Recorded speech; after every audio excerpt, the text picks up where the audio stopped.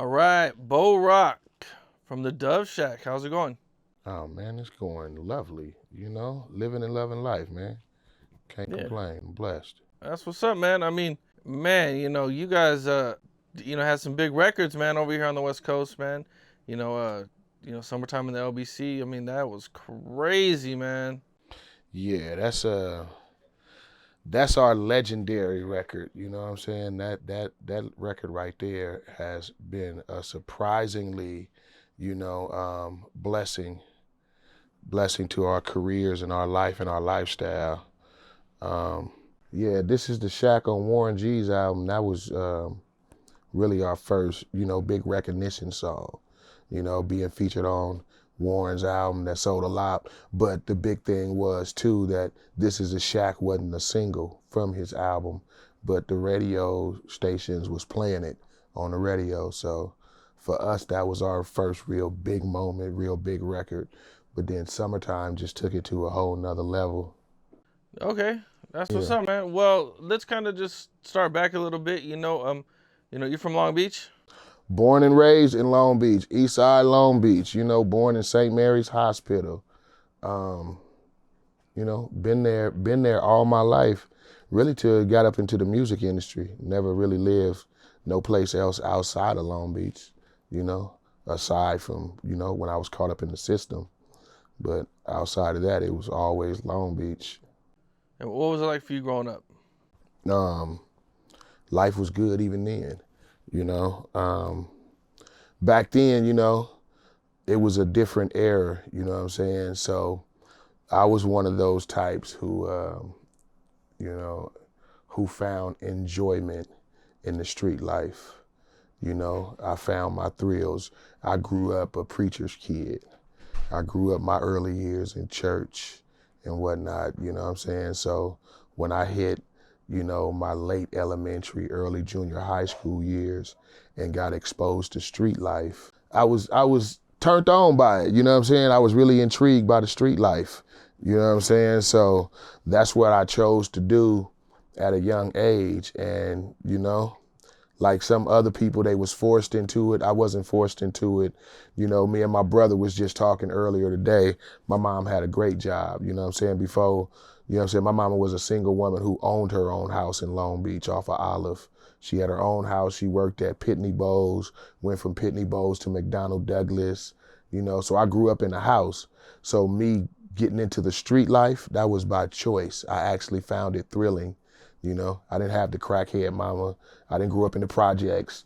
I didn't get pressured by the gangbangers, oh, you're going to be from this hood.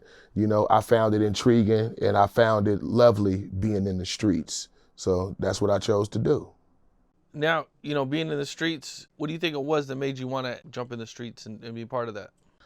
The freedom, like I said, growing up a preacher's kid, you know what I'm saying, having a restricted life, you know, I grew up with parents that listened to gospel music all the time. Still to this very day, I've never heard my mom say a cuss word, things of that nature. So when I got exposed to the street life, I was always a fighter. My first fight I had was at church, at New Hope Baptist Church. And I fought an older kid and whooped his ass. You know what I'm saying? And that was the beginning of the thrill of fighting for me. So, what I'm saying, I started fighting a lot when I was in school and getting in trouble. And there was consequences when you're a preacher's kid. You get that whooping, you get that switch, you get that belt, and whatnot. So when I actually got exposed to the street life, I ran away from home at a young age. You know what I'm saying? My parents gave me a choice like, oh, you're not going to be doing this. You're going to live this life. And I'm like, okay, well, I just run away from home. And that's what I did at a young age and went full on into the streets, because it was just fun to me. It was fun staying out after the street lights was on. It was fun, stealing from over here and being in mischief, getting in trouble. I actually found it thrilling, to be involved in gang violence at that time, ducking and dodging bullets, living life on the edge. It was thrilling to me, because I didn't live that life growing up. I was sheltered, from my early years. So, and when I got into the streets, it was like, this is it? Is this easy? To go out here and gain a reputation. So I fell in love with it. Now, growing up and going through all that, did you ever get arrested or Oh, hell go yeah. to juvie or Oh, anything? fuck yeah. Fuck yeah. I think my first, from the time I was 15, 14, 15, I think my first birthday as a free person wasn't until I was like 21, 21, 22 years old. You know, I spent the majority of my early years in and out of juvenile, Los Padrinos, Central, Silmar, you know what I'm saying? You know, Norwalk, TS, you know, I did a lot of years in and out the system. You know, I actually went from juvenile hall straight over to the Los Angeles Men's County Jail, you know, and straight to the penitentiary. You know, I was a fuck up even when I was in jail. You know, the police used to call me OC, out of control. You know, so I was such a fuck up, they sent me straight from juvenile over to adult prison, you know, where I remained up until I paroled from Pelican Bay in 1993. What was the worst thing you got arrested for during that time? Oh man, assault with a deadly weapon, um, mostly typical, you know, gang banging, growing up in the hood crimes. You know what I'm saying? My biggest thing was the assault. That's what got me my first real time, assaulting somebody outside of what was called Noah's Ark at that time, this club in Long Beach. And then later on, What, you guys got in a fight or? yeah, I ended up shooting at the club, man. I ended up shooting at the club on some dumb shit. You know what I'm saying? We had some homegirls up in there, and back in those days, you know what I'm saying, the girls they used to iron on the letters. You know what I'm saying? You know, the gangbangers used to iron on their hood letters on their khakis and whatnot, where girls used to iron on the letters on the back of their ass, on their shorts and their biker shorts. So I had two homegirls, my homegirl Tiny and my other homegirl Drea. You know what I'm saying? One of them had, you know, rolling 20s on, you know what I'm saying, on her shorts. Another one had Insane on her shorts. We at the club down there in Long Beach on Broadway, and some niggas from another hood was trying to talk to one of them. And I guess they curved him. So the nigga decided to kick her in the ass right where the hood was. You know what I'm saying? And they came over and told me, you know what I'm saying? So I go over to confront the nigga. I'm not knowing they in there deep too. So when I go to confront the nigga, you know what I'm saying, and swing on him, next thing I know, I'm getting socked up from everywhere. You know what I'm saying? I didn't know he had a bunch of homeboys up in there. So I run out the club, immediately go to the homie, go to the trunk, you know what I'm saying? And like a dummy, instead of going back up in there and finding my targets, you know, I'm young, I'm dumb. You know what I'm saying? At the time, you know, motherfucker was, you know, just on some wild shit. So I just ran to the middle of the street and just started shooting up in the club. Just start shooting through the gate. You know what I'm saying? You're like a dumbass. You know what I'm saying? So police came, I called myself running. It was a girl I was messing with across the street, tried to run to her house. She locked the door on me like, no, you can't come in here.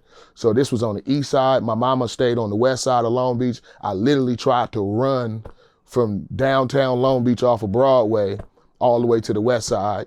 You know, needless to say, I didn't make it very far.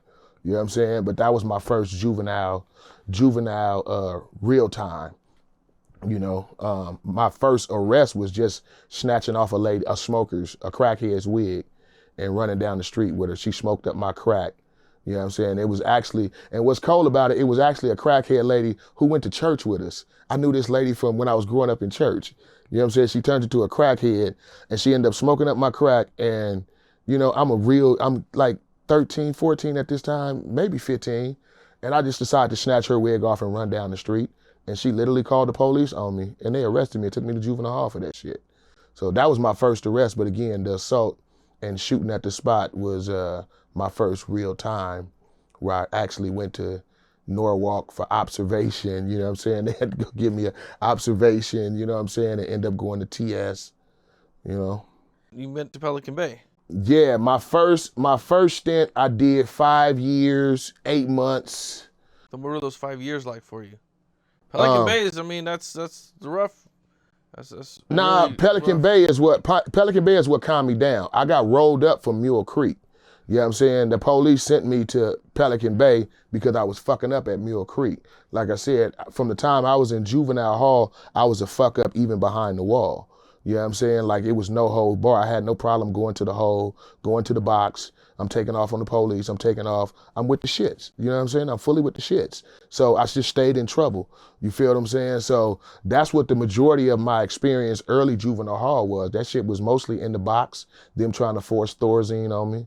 You know what I'm saying? Getting sent to Tascadero to, you know, for observation. You know what I'm saying? Them thinking I'm crazy, you know, and whatnot, that I had mental issues or something, because I was just turned up though. It wasn't no mental defect. It's just that the gangbanging shit was fun to me. You feel what I'm saying? I had hands, so I'm not getting beat up. So, you know what I'm saying? I ain't never got beat up in my life. I've never lost a fight in my life. There's nobody out there. I can look in the camera and can literally say, there's nobody alive that has ever beat Bo Rock up. If you find one, bring them forward. I've never been beat up in my life, ever. So it was always fun to me. You know what I'm saying? Getting into shit, especially as a juvenile, until, you know, it's the consequence time. You know what I'm saying? And when consequence time came around, that's when the shit, you know what I'm saying, start turning sour. You know what I'm saying? Like, damn, I was supposed to go home. You know what I'm saying? Damn, I got a whole nother year. Fuck. Like, fuck. You know what I'm saying? Fuck, damn. Damn, I was supposed to be home. I came in this motherfucker 88. I came in at 88, was supposed to be out by 89, ended up staying till 90, got out in 90, stayed out exactly 20 days in 90, went back, you know what I'm saying? Now here I am in the penitentiary, you know what I'm saying? And I only got 18 months in the penitentiary, but now I'm on my way to Pelican Bay with 2-3 more years added onto my time. You know what I'm saying? So when those consequences start kicking in and you start wanting to go home, you know what I'm saying? And you start wanting it, that's when you realize, but while you actually in the mix, in the function and whatnot, it's all fun and games. You know what I'm saying? For some of us, you know, it was the turn up. It was the time. You know what I'm saying? Gangbanging was, you know, at the ultimate stage back then. And for me, the ultimate thing was building a reputation. Everybody wanted to be a G, you know what I'm saying? So for me, it was an adventure of trying to build my reputation to become a G, you know? But when I look back on it, you know, I missed out on the fact that I didn't graduate from high school. You know what I'm saying? I had to get a GED. I missed, I didn't get to go to all the dances. You know what I'm saying? Junior high school, what they got, Sadie Hawkins dance and all them different dances. I missed all that shit. You know what I'm saying? I missed the majority of my juvenile, you know what I'm saying, childhood, being in and out the system, you know? Damn, okay. And now you mentioned you got out and you go to the music business. What year is this that you get introduced to the music business? Like 94. I got out, I paroled from Pelican Bay in February of 93.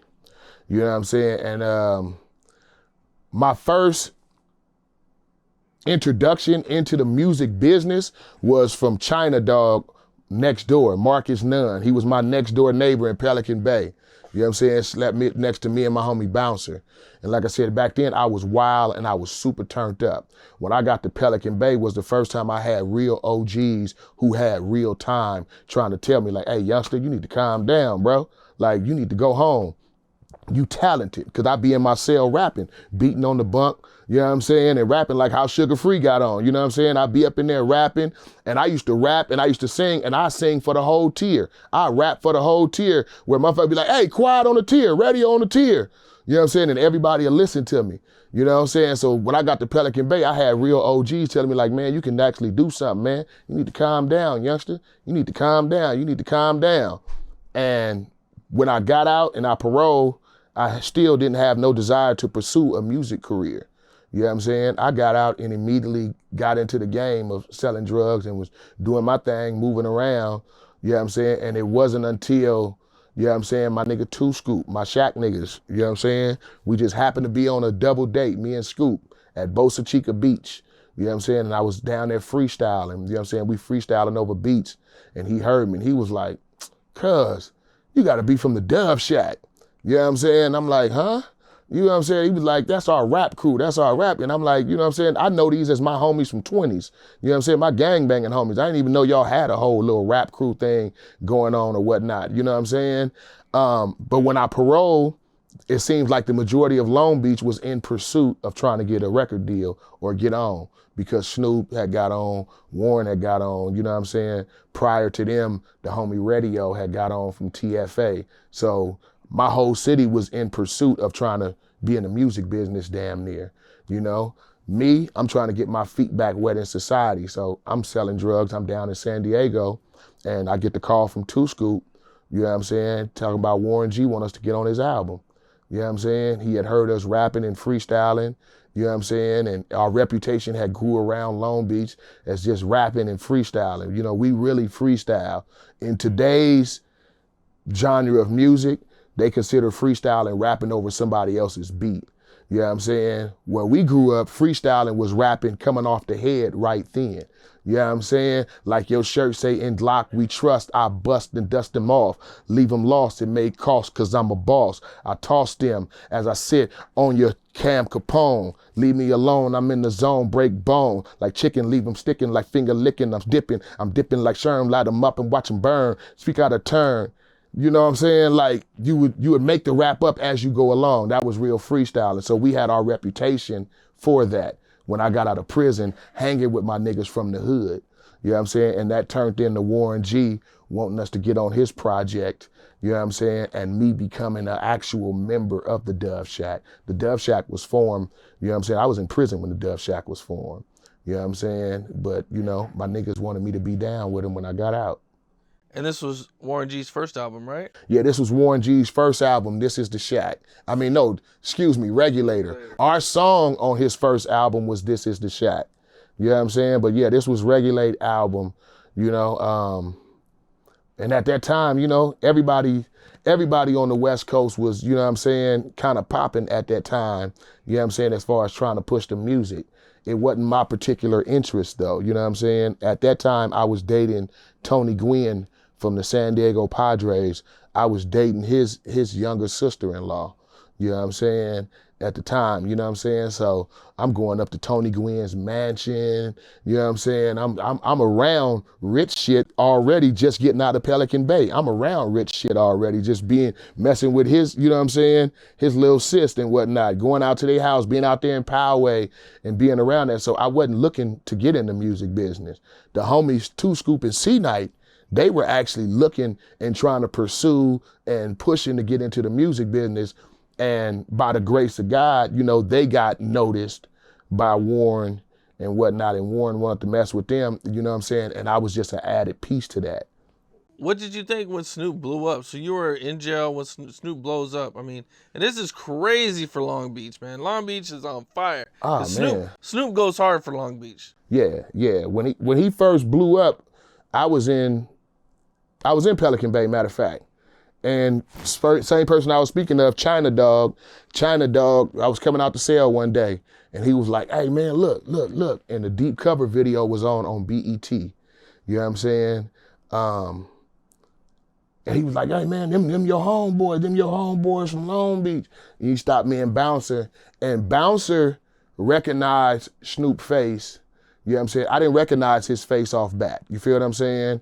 I knew Dr. Dre face from NWA and whatnot, but I didn't really catch nobody that I really knew. And I was like, oh, okay. You know what I'm saying? And he expressed that they was signed to his homeboy, one of his little homeboys. You know what I'm saying? Suge. You know what I'm saying? At the time. You know what I'm saying? And that's why China Dog was kind of on it, because I guess Suge was his little homeboy and whatnot, you know? But then G Thing video dropped. And that got me excited because I knew damn near everybody in G Thing video seeing that, you know what I'm saying? I knew T-Dub and them from Folsom, you know what I'm saying? Them was my childhood homies, you know what I'm saying? I seen Big C Style, you know what I'm saying? That's who actually took me up under the wing when I ran away from home, you know what I'm saying? Big Style. I seen him and I recognized the gang of faces, the twins, you know what I'm saying? The twins went to New Hope Church with me, the church I got in my first fight at, you know what I'm saying? So I'm seeing all these people I'm knowing from Long Beach, and this video is on BET. You feel what I'm saying? So for me, it was like damn, because you know, you never think that, you know what I'm saying? Long Beach, we have produced a gang of stars. Thelma Houston, the Disco Queen, members from the group War, members from the group Rolls Royce, you know what I'm saying? John Wayne, Cameron Diaz, you know what I'm saying? Long Beach has produced stars outside of sports, but you never fathom the idea of seeing somebody you actually know on the TV screen, you know what I'm saying? So seeing them on the TV screen that first time was super exciting, but it still didn't click in my head like, oh, you can do this too. Oh, I want to do that too. It was just good. I see the homies like, yeah, that's the homies right there. That's cool. That's cool. That's cool. And then I paroled right around the time that Doggy Style was getting finished. And Doggy Style hit. And that actually changed my mind because the phenomenon that Snoop had created when he dropped, you know what I'm saying? And just what was going on the West Coast as far as, and I don't want to say it like that, but it was the fact, the way motherfuckers was dick riding Long Beach, you feel what I'm saying? That shit was lovely, you know what I'm saying? I'm talking about in the gang world, in the music world, the street world, the drug world, everybody was dick riding Long Beach, you know what I'm saying, when he dropped. So it was lovely, man. It was super lovely, you know what I'm saying?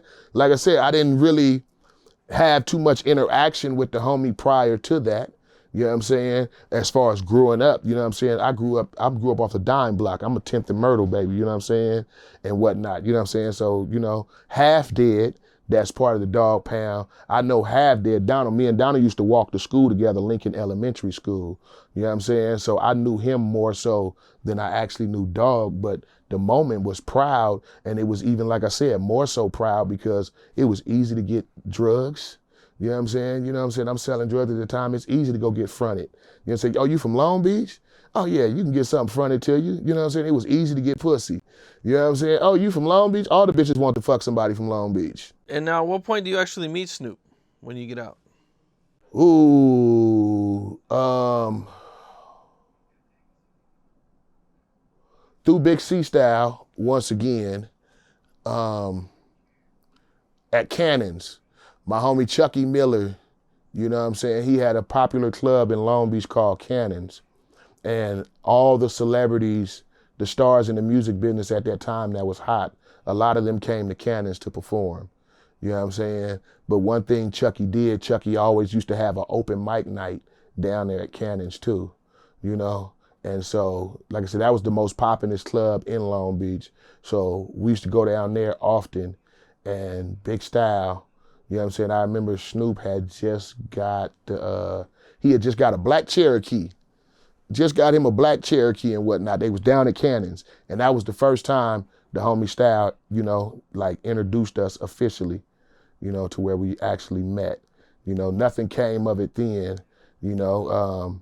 But it's also the actual first time that I had met Warren G as well. You know, but it was, again, in passing. You know, at that time, I had no interest in trying to pursue a music career. So he wasn't introducing me as far as, you know, this is the homie Bo Rock who trying to rap. You need to listen to him or anything of that nature. You know what I'm saying? This is Big C Style, my big homie from the streets. You know what I'm saying? I see you out here rolling with Snoop Dogg, the biggest rapper in the world. I love you. I miss you. Oh, you know, hey, Snoop, meet the homie, you know? It was that type of situation. Okay, now, you get on Warren G's first album. Yeah. Which his first album was crazy. Crazy. Crazy impact. Crazy. You know, what was that like for you guys? You know, what was the reaction from everybody? Did you go on tour? Shit, that was the beginning for us, actually. Because again, I stress the fact, the Dove Shack, or me, myself, we had no particular idea of trying to pursue a music career. You know what I'm saying? So it's not like we was out shopping a demo. You know what I'm saying? We wasn't going into record labels trying to get signed or anything of that nature. Warren G called us to get on his project. We get on the project. It just so happened that Chris Lighty, Paul Stewart, and whatnot, they get a whiff of us. You know what I'm saying? We did another song first before This Is a Shack, which was called Roll With a Gang. You know what I'm saying? And we did it on the Warren G beat. Dun dun dun dun dun dun dun dun dun dun dun dun dun na na na na dun na na na na. We did a song called Roll With a Gang. Def Jam felt that was too hardcore. You know what I'm saying? They was like, oh no, that's too gang banged out. You know what I'm saying? Y'all got to go back and do something else. You know what I'm saying? We don't want that song on his album. You know what I'm saying? So they was actually gonna just kick us off the project. Warren G would show love and like, okay, let's try it again. I'm gonna give y'all another beat. And he gave us the This Is the Shack beat. That dun dun dun dun dun dun dun dun dun, which to be honest with you, we didn't like when we first heard. You know what I'm saying? We gangbangers, we fresh up out the hood. We want gangbang music. We want the music how Doggy Style sounded. We want how the Chronic sounded. We want to do gangbang music. You know what I'm saying? But it was actually the producer who produced Summertime in the LBC. He's the one that said, no, nigga, that beat banging, nigga, like, y'all should do something to that motherfucker. You know what I'm saying? Like, it ain't no other rap beat out like that. And so we did This Is the Shack for Warren G's album.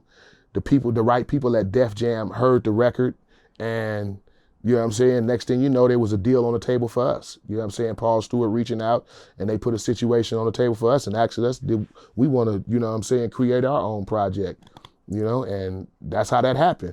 You know, it was a blessing, you know. And how did Summertime in the LBC come about? Ooh, shit. Just chilling at the house one day. Give you a crazy backstory. The girl that's singing on Summertime in the LBC, Arnita Porter, you know what I'm saying, my big sis, she was actually working as the secretary at Def Jam West at that time. You know what I'm saying? And the girl I was dating at that time, True, she did hair. True Smith, she did hair. And we lived off of Venice and Sepulveda. You know what I'm saying? And she was doing hair. The girl who sung on Summertime in the LBC had asked my girl one day about doing her hair, braiding her hair, and they arranged that. Now, mind you, she's the secretary at Def Jam, so we see her every time we go to the office. And we joke and laugh back with her. She be talking about, oh, I know how to sing too, and we just laugh, joke back and forth. Where on this particular day, she at our house getting her hair braided, is the day I decide to write Summertime in the LBC. I was just motivated that day because it was a hot ass day. I mean, it was hot and our AC was already on the brink. She doing fucking hair, you know what I'm saying? Got the fucking stove on, so it's fucking hot as hell because she was boiling the water or whatever she was doing. So I'm laying on the floor trying to get cool air and just listening to beats, and I got motivated for the song. You know what I'm saying? Because it was a hot summer day and it just made me reminisce. And after I wrote my first verse, I'm like, you know what? A female will sound good on this. So while she getting her hair braided, the secretary, I'm like, nigga, you say you can sing. I'm finna write you a verse on this song. You know? So I wrote her a verse on the song, you know? And it was a little bit way vulgar than what you hear on Summertime in the LBC now. You know what I'm saying? But, you know what I'm saying? She loved it. She was like, I'm just gonna tweak it a little bit. She sung it and the rest is history, you know? So it was like, it was an actual destined type thing, you know what I'm saying? For me to just come with this song off a whim on a day where this girl who wasn't even pursuing a music career herself, myself who didn't pursue a music career, ended up in this situation. She's at our house getting her hair braided that day, and I offer her an opportunity to get on this song. And the rest is history. We created Summertime in the LBC, you know? Okay, you create this song and it goes crazy. And you're It all over the radio. it goes super I crazy. mean, you know, you guys are really out there doing it, man. I mean, that was a big song at the time. Now, mind you, I had other records too. I had Things Will Never Change with E40. That's me singing on that. I had Do G's Get to Go to Heaven with Richie Rich. I had records with RBL Posse. I had records with San Quinn. I had records with other cats. That's me on the Dog Pound album on So Many Styles. You know what I'm saying? The last song on the Dog Pound album. So immediately once they heard me sing, you know what I'm saying? And there was another, I don't want to say it like that, but I was another option outside of Nate Dogg. You feel what I'm saying? So I end up getting a lot of calls from people. Because at that particular time, you know what the reputation of Death Row was. You know what I'm saying? They was a up ass reputation that came along with that. So a lot of people wasn't reaching out to Nate Dogg for hooks at that particular time earlier on in the game. You know what I'm saying? Plus, Suge wasn't giving approval for a lot of shit anyway. Warren G went through hassles just to get Regulate done. You feel what I'm saying? So the alternative was to call Bo Rock. You know what I'm saying? I'm on Def Jam. You know what I'm saying? I don't have no motherfuckers hovering over me telling me, no, you can't do this, no, you can't do that. So I end up doing a bunch of records with people. So when Summertime is out, mind you, fuck you to the people who was at Def Jam at that time. You know what I'm saying? Let me drop that up in there because they fucked us over. You know what I'm saying? They put Summertime in the LBC on the show soundtrack. You know what I'm saying? And show soundtrack came out a week before our album. We never negotiated or gave them the green light to put Summertime on the show soundtrack. But the song was so, they was just going so crazy for this song. You know what I'm saying? People was just so in love with this fucking record, which I didn't understand. They ended up throwing it on the show soundtrack, and all the advertisement that you seen was Summertime in the LBC featured on the show soundtrack. So even though our album came out a week later, I ran into fans of Summertime in the LBC to this very day who never knew we dropped the whole album. They think we only dropped one song on the show soundtrack and that was it for us. They never knew we dropped a whole album that's considered to a lot to be a cult classic, you know, but that's how they did us dirty at that particular time. They promoted Summertime in the LBC. They used that as the second single for the show soundtrack right after Method Man's and Redman's How High, you know what I'm saying? Which blew the show soundtrack. The show soundtrack ended up selling 3 million copies, you know? So I really felt they played us on that. They did play us on that because, you know, here it is almost 30 years later, you know what I'm saying? And we just now collecting those checks off of that show soundtrack. You know, even though they jacked our song Summertime in the LBC and just threw it on their soundtrack, here it is 30 years later, we just now getting our royalties and our bread from that 3 million selling soundtrack that we was the second single from. Damn. Being that you were like the second go-to guy, you know, did that cause any friction with Nate Dogg, or, you know, how did Nate Dogg feel hearing you sing and everything? First of all, let's start off with rest in peace to the homie Nate Dogg. Second, let's say that I'm a die-hard Nate Dogg fan, okay? When I say die-hard, you know what I'm saying? I can practically sing Nate Dogg's albums word for word, okay? And I'm talking about Music in Me. I'm talking about the G-Funk's Classic Volume 1, Volume 2. I was always a fan of Nate Dogg from earlier on in the days of when Snoop and Dr. Dre first came out. But from my understanding, when Nate Dogg first heard Summertime in the LBC, he was pretty pissed off. You know, from my understanding, from a reliable source who was there, you know, he began to kick over chairs in the studio, you know, upset about Summertime in the LBC, saying things like, you know, I was trying to bite his style, you know, that I was trying to be him and whatnot, you know, and that wasn't the case. You know, true enough, I was an admirer of Nate Dogg, but my style has always been my style. I've always been a singer, you know what I'm saying? And honestly, I don't feel there's too many singers out there that can touch me for real when it comes to real singing. Summertime in the LBC is not how I sing. Summertime in the LBC is how I sung that particular song. But my vocal range is that of a regular R&B singer or a regular singer. You know, I grew up singing in church. So I know how to sing church, for real church, you know? And so I never really looked at it as a competition type thing, you know what I'm saying? Again, it was me more admiring, I'm a fan of you, you know what I'm saying? You my inspiration, you know what I'm saying? Yeah, I like to take what you do and put a little extras on it because I know how to do runs, I know how to sing in falsetto, you know what I'm saying? I know how to do riffs a different way, you know what I'm saying? I know how to hold out notes, you know what I'm saying, a whole lot longer and whatnot. But again, it was never viewed as competition, but I guess to him, he viewed it that way, which caused us to never even get a chance to really work together, which is one of my biggest regrets because I really, really, really, really want to do a song with Nate Dogg. I really did. I really, really did. You know what I'm saying? I really wanted that chance. Fortunately, Two Scoop and C Knight got to do a record with him, but I was incarcerated at that time. I was in jail. I was back in jail when they got to do the song with Nate. Now, growing up, did you know Snoop, Warren, Nate Dogg, or Daz, or anybody? I knew the twins. I knew Cause you're older, right? You said you're from Trades. No. Trady is older than me. Trades older than you. Yeah. Okay. I'm 52. Okay. Okay. You know, so Snoop is older than me and whatnot. Oh, Snoop's older than you. Yes, Snoop is older than me. Okay. But again, different backgrounds, different lifestyles.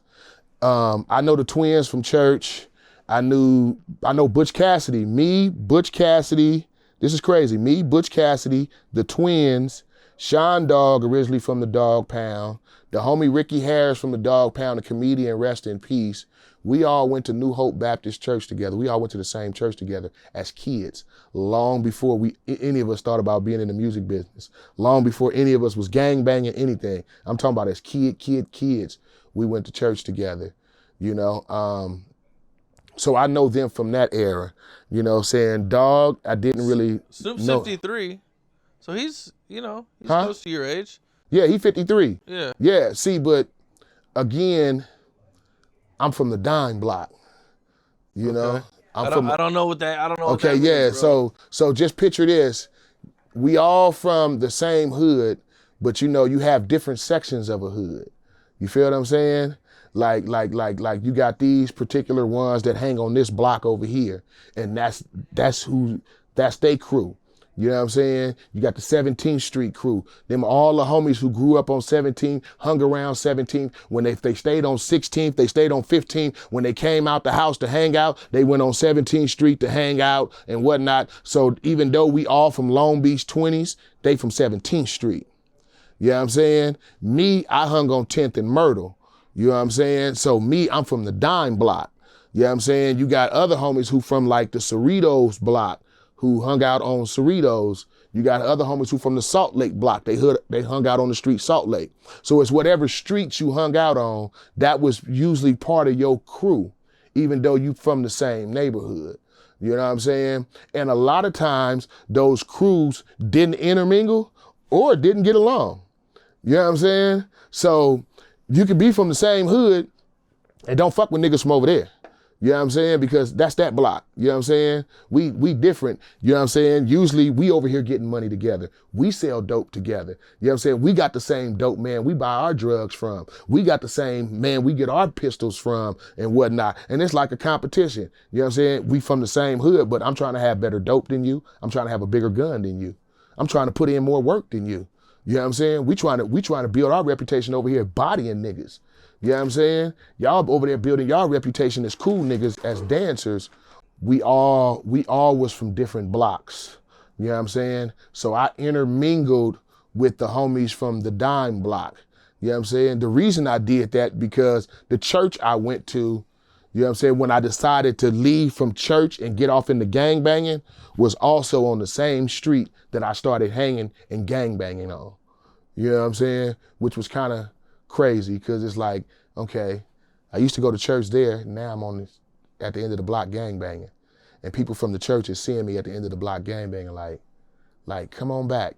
Come on back. They trying to save me. You know what I'm saying? They trying to have talks with me. They getting out there with the Bible trying to like, what is you doing? Like you tripping, like you don't got no reason. Your daddy owned, my stepdad owned a mortuary in Long Beach. You know what I'm saying? So we didn't grow up in poverty. You know what I'm saying? My step-pops got a new Cadillac every year. You know what I'm saying? Moms had cars. Like I said, we had house and whatnot, but I chose to go that route and people was like, you know, why are you going that route? You know, but Half Dead stayed on 11th. And that's how I know Half Dead, and that's how me and Half Dead end up going to elementary school together. So the twins, yes. Half Dead, yes. T-Dub, rest in peace from Folsom. Yes. Big C Style. Yes. Sean Dog. Yes. Snoop. No. Warren G. No. RBX. No. Daz. No. Corrupt. Not even from Long Beach, but no. You know what I'm saying?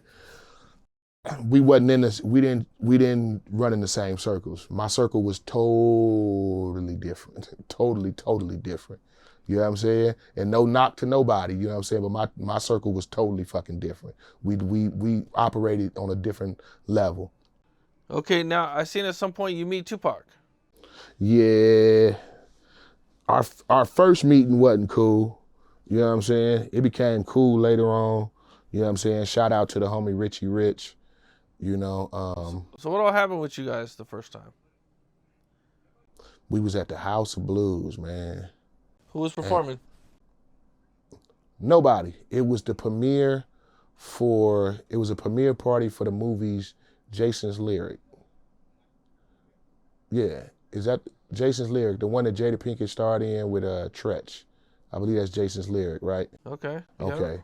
So Jason's Lyric, they having the party. At that time, the House of Blues threw the parties for all the Black Hollywood films that was coming out. They always had an after party or some type of party at the House of Blues. So at this particular one, this happened to be the night that Dre had just finished mixing What Would You Do for the Dog Pound? You know, and I forget where the hell I was. I was somewhere out on some bullshit, and the homie Style hit me and told me that, you know what I'm saying, like, we finna head to the House of Blues, you know what I'm saying, and whatnot. And I'm like, you know what? I was already on my way up there, you know what I'm saying, to go check out the little function. So we meet up there, and like I told you, Dre had just finished mixing What Would You Do for the Dog Pound. So Dre was gonna play it. He wanted to play it in the club that night, you know? And so he got to the DJ booth, you know what I'm saying, and threw that motherfucker on, you know what I'm saying, boo, blah, boo, blah, boo, blah, boo, blah, boo, blah. It sounded like the whole place had an earthquake going on. The whole club, I'm talking about everybody, just went bananas. They just went crazy. Because remember, Death Row run the world at this time. So anything Death Row dropping, the world is waiting to hear. So Dre said something on the mic before he actually played the record. So everybody is going bananas. Pac and Jada was together, you know. That's why I say I don't kind of understand, you know what I'm saying? People say what they want. I guess it's plausible deniability or whatever they call it when they say they was just friends, you know what I'm saying? But shit, from that night, they was fucking. You know what I'm saying? This night, the House of Blues, they was, as a couple, they was holding hands. They walked in together, surrounded by the Thug Life niggas, with Thug Life niggas, Psych and all them niggas, you know what I'm saying? Jada Pinkett had a fishnet, I wouldn't say fishnet, but it was more like a lace type of whole body dress on, you know what I'm saying? The see-through kind, you know what I'm saying? Oh man, looking like, oof, my goodness, you know what I'm saying? We bought a DJ booth, Dre playing his shit, all the homies lined up. You know what I'm saying? I'm here, Sean Dog here, Lil Style here, Big Style here. It's just homies all the way down the line. Jada is like right here in front of us next to the booth. Pac went out on the floor with the Thug Life crew and start doing like what looked to me like he was slam dancing. You feel what I'm saying? Because they like basically made a circle around him and was like, you know what I'm saying, pushing it, he was boom, boom, and he jumping around the circle like how they do at a slam dance type of thing. You know what I'm saying? So one of the homies, you know what I'm saying, I'm not gonna do no dry snitching. You know what I'm saying? One of the homies linked over, you know what I'm saying, and Jada sitting there, you know what I'm saying, she dancing to the music, you know what I'm saying, her shit see-through, she got thing on. You know what I'm saying? Back then, you know what I'm saying, you know, niggas was living like rappers and whatnot, you know what I'm saying? So niggas did a lot of disrespectful shit that's, you know what I'm saying, deemed very disrespectful today. But one of the homies slapped on her ass, like, boom, like, you know what I'm saying, hit her little cheeks like that real quick. But when he did it, he did the, like, I didn't do it type shit. So it's a line of everybody there. You know what I'm saying? She don't know who did it. So turn around and give a dirty ass look to everybody. You know what I'm saying? Nothing said of it. Night go on. Upstairs in the House of Blue, they had the little area where you eat at upstairs. Dre is up there, Bruce, everybody is up there hanging around. Here come Pop with the little Thug Life crew and Jada Pinkett. You know what I'm saying? He come up there, he extra turned up. He want to know who touched Jada. You know what I'm saying? Talking big shit. Now, mind you, Screaming and yelling at everybody? oh yeah, he talking big shit, but he not screaming like that, but the music is playing, so you got to talk loud. But you could tell he talking aggressive, like, nigga, who the, you know what I'm saying? On some who the fuck touched her type shit, you know what I'm saying? And at this time, you know what I'm saying? God bless the dead, no disrespect. I love my brother to the fullest, you know what I'm saying? But I just tell the story, the way it was. At this time, Pac was on his Crip shit. You know what I'm saying? Pac was trying to be down with the Crips and be a Crip. You feel what I'm saying? So Pac was cussing like a motherfucker. Cuz, and he talking to anybody. So me, I'm zero tolerance type of, you know what I'm saying? You know, and I don't have what my other homies got on the line as far as to risk, lose, and whatnot. You know what I'm saying? I don't have these industry relationships. No, none of that shit. You know what I'm saying? So I'm zero to bite my tongue. You know what I'm saying? So I immediately flipped the script on some, like, nigga, you niggas ain't the only Crip niggas up in this motherfucker, nigga. Why is niggas doing all this talking type shit? You know what I'm saying? So I immediately turn up. You know what I'm saying? Like, who want problems? You know what I'm saying? Niggas come up here like they want problems. Nigga, let's get it cracking then if niggas want problem. Nigga, you brought your little crew up here. Nigga, you know what I'm saying? Nigga ain't intimidated by none of these niggas. Nobody you with. So immediately when that get to go down, Dre is out of there. Pew! You know what I'm saying? Bruce, pew! Dog and everybody is just out. They out of there, you know what I'm saying? Because they see it's finna be drama. You know what I'm saying? At this time, you know what I'm saying, they on their professional shit. You know what I'm saying? Dre has always been a professional since the first time I ever came around that dude. You know what I'm saying? He's a professional. He don't like to be around bullshit. He don't be involved in bullshit. He don't condone bullshit. He don't push none of his artists to be on no bullshit. He's a professional. You feel what I'm saying? So even this an environment of the House of Blues, he expect motherfuckers to conduct themselves like professionals.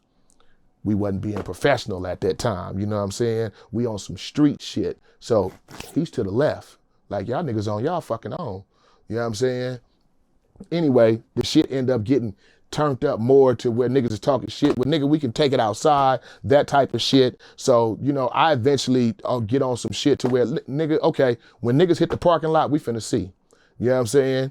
Nigga, we finna see what cracks off. You know what I'm saying? Niggas wanna talk that high power shit, we gonna see, nigga. When niggas hit the parking lot, nigga, whatever you do, nigga, go to your trunk, do whatever you do, but we got problems on site when niggas step outside. You niggas doing too much talking in front of the police, in front of the security and all that old shit. You niggas is acting like bitches. You feel what I'm saying? So I immediately tell me and my homies that I was with, nigga, let's go outside. We go outside to the parking lot. We not even parked in the House of Blues parking lot, but we go to the House of Blues parking lot because that's where the limousines and all that shit is. We out there ready to turn the fuck up. You know what I'm saying? Next thing we know, somebody, I don't know who, somebody called the fucking police because the police come straight over to us and jack us up and tell us we got to get up off the property and leave and all this old shit. So, you know what I'm saying? We had to dip. That was the end of that particular situation.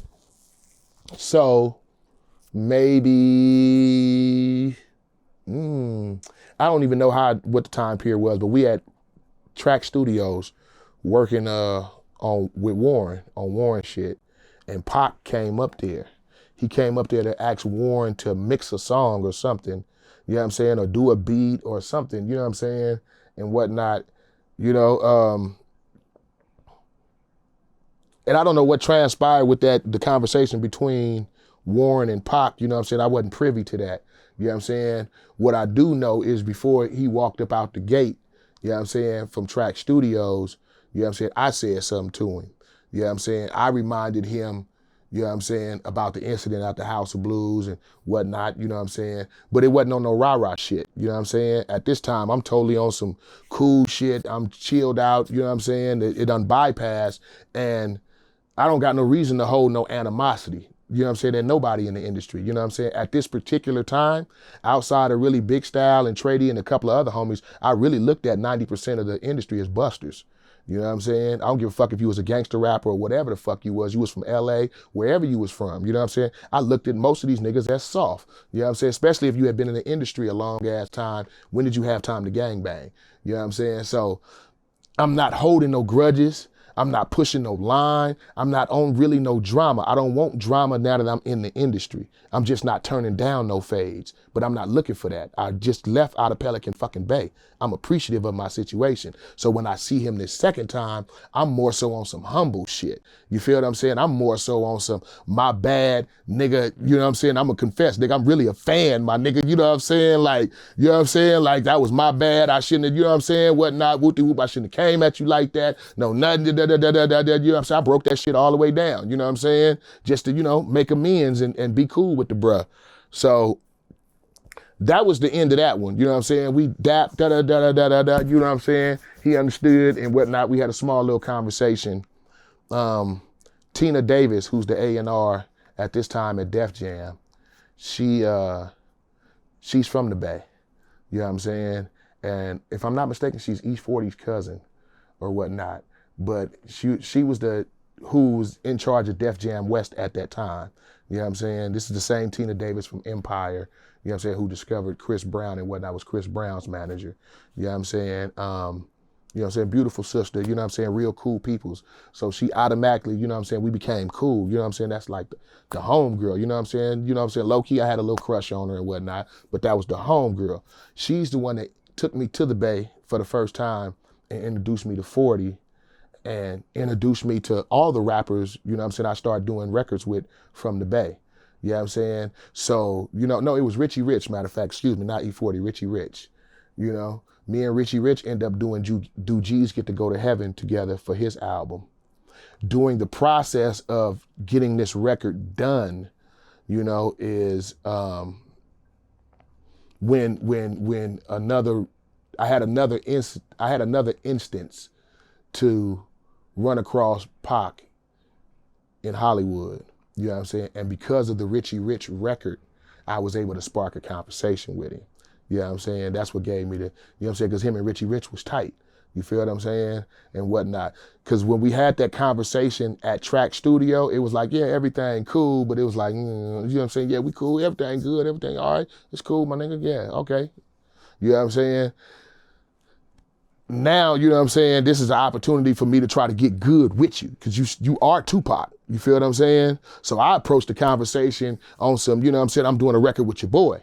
You know what I'm saying? Me and your boy got to do G's Get to Go to Heaven record together, me and your boy Richie Rich. You know what I'm saying? Who at that time was his road dog. That allowed us to, you know what I'm saying, open up a conversation. And that conversation just led into damn near an hour and a half conversation where we end up talking about the Illuminati, you know what I'm saying? Because I was well versed on that shit. I had read some literature when I was in Pelican Bay and whatnot, you know what I'm saying? So our whole conversation just went totally on some whole other shit, you know what I'm saying? To where we end up having a long, extensive conversation and whatnot, you know, and eventually we planned to work together, tried to do some work together, but by this time, this was when he was Death Row days, but by this time, the bridge had already been burnt between Suge and Russell Simmons. You feel what I'm saying? And basically Def Jam, period. So I had did a bunch of records while I was hanging out at Death Row, and I was hanging out over there. The LBC Crew album, Snoop records. I had records. Oh, so you had songs with Snoop? Man, I got records with everybody, damn near everybody who was at Death Row, I damn near got records with, bro, for real. You know what I'm saying? But did they come out? Hell no. You think Russell and them was giving a green light for Suge to use my vocals on anything? You know what I'm saying? No. But this is also why I'm lightweight on some fuck Suge shit, because on a few records, niggas end up using my vocals anyway. You know what I'm saying? Without giving me my proper credit, you know what I'm saying, or anything. You know what I'm saying? He can claim that he didn't know it was my vocals, but I know Big Style, and I know motherfuckers told him because I got word from one of the engineers, you know what I'm saying? Like even on the session tapes, you know what I'm saying? My name is right there on the session tapes. You know what I'm saying? On the reels. So Many Styles, like I said, on the Dog Pound album. We had one, Magic Genie. I forget the name of I did 2 or 3 on the LBC Crew album. I forget the name of those.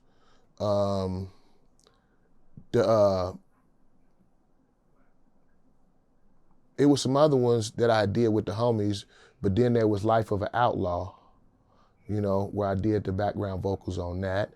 You know what I'm saying? I actually laid the originals for that, you know. What else? Superfly. I did a record with Superfly. I did a record on Daz's solo album, Retaliation, Revenge, and Get Back. And that didn't come out? That one did. That did come out. That one did come out. Which song was that? Ooh. Damn. I forgot. It was with him and Be Legit. It was me, Daz, and Be Legit. Damn, what was the name of that song?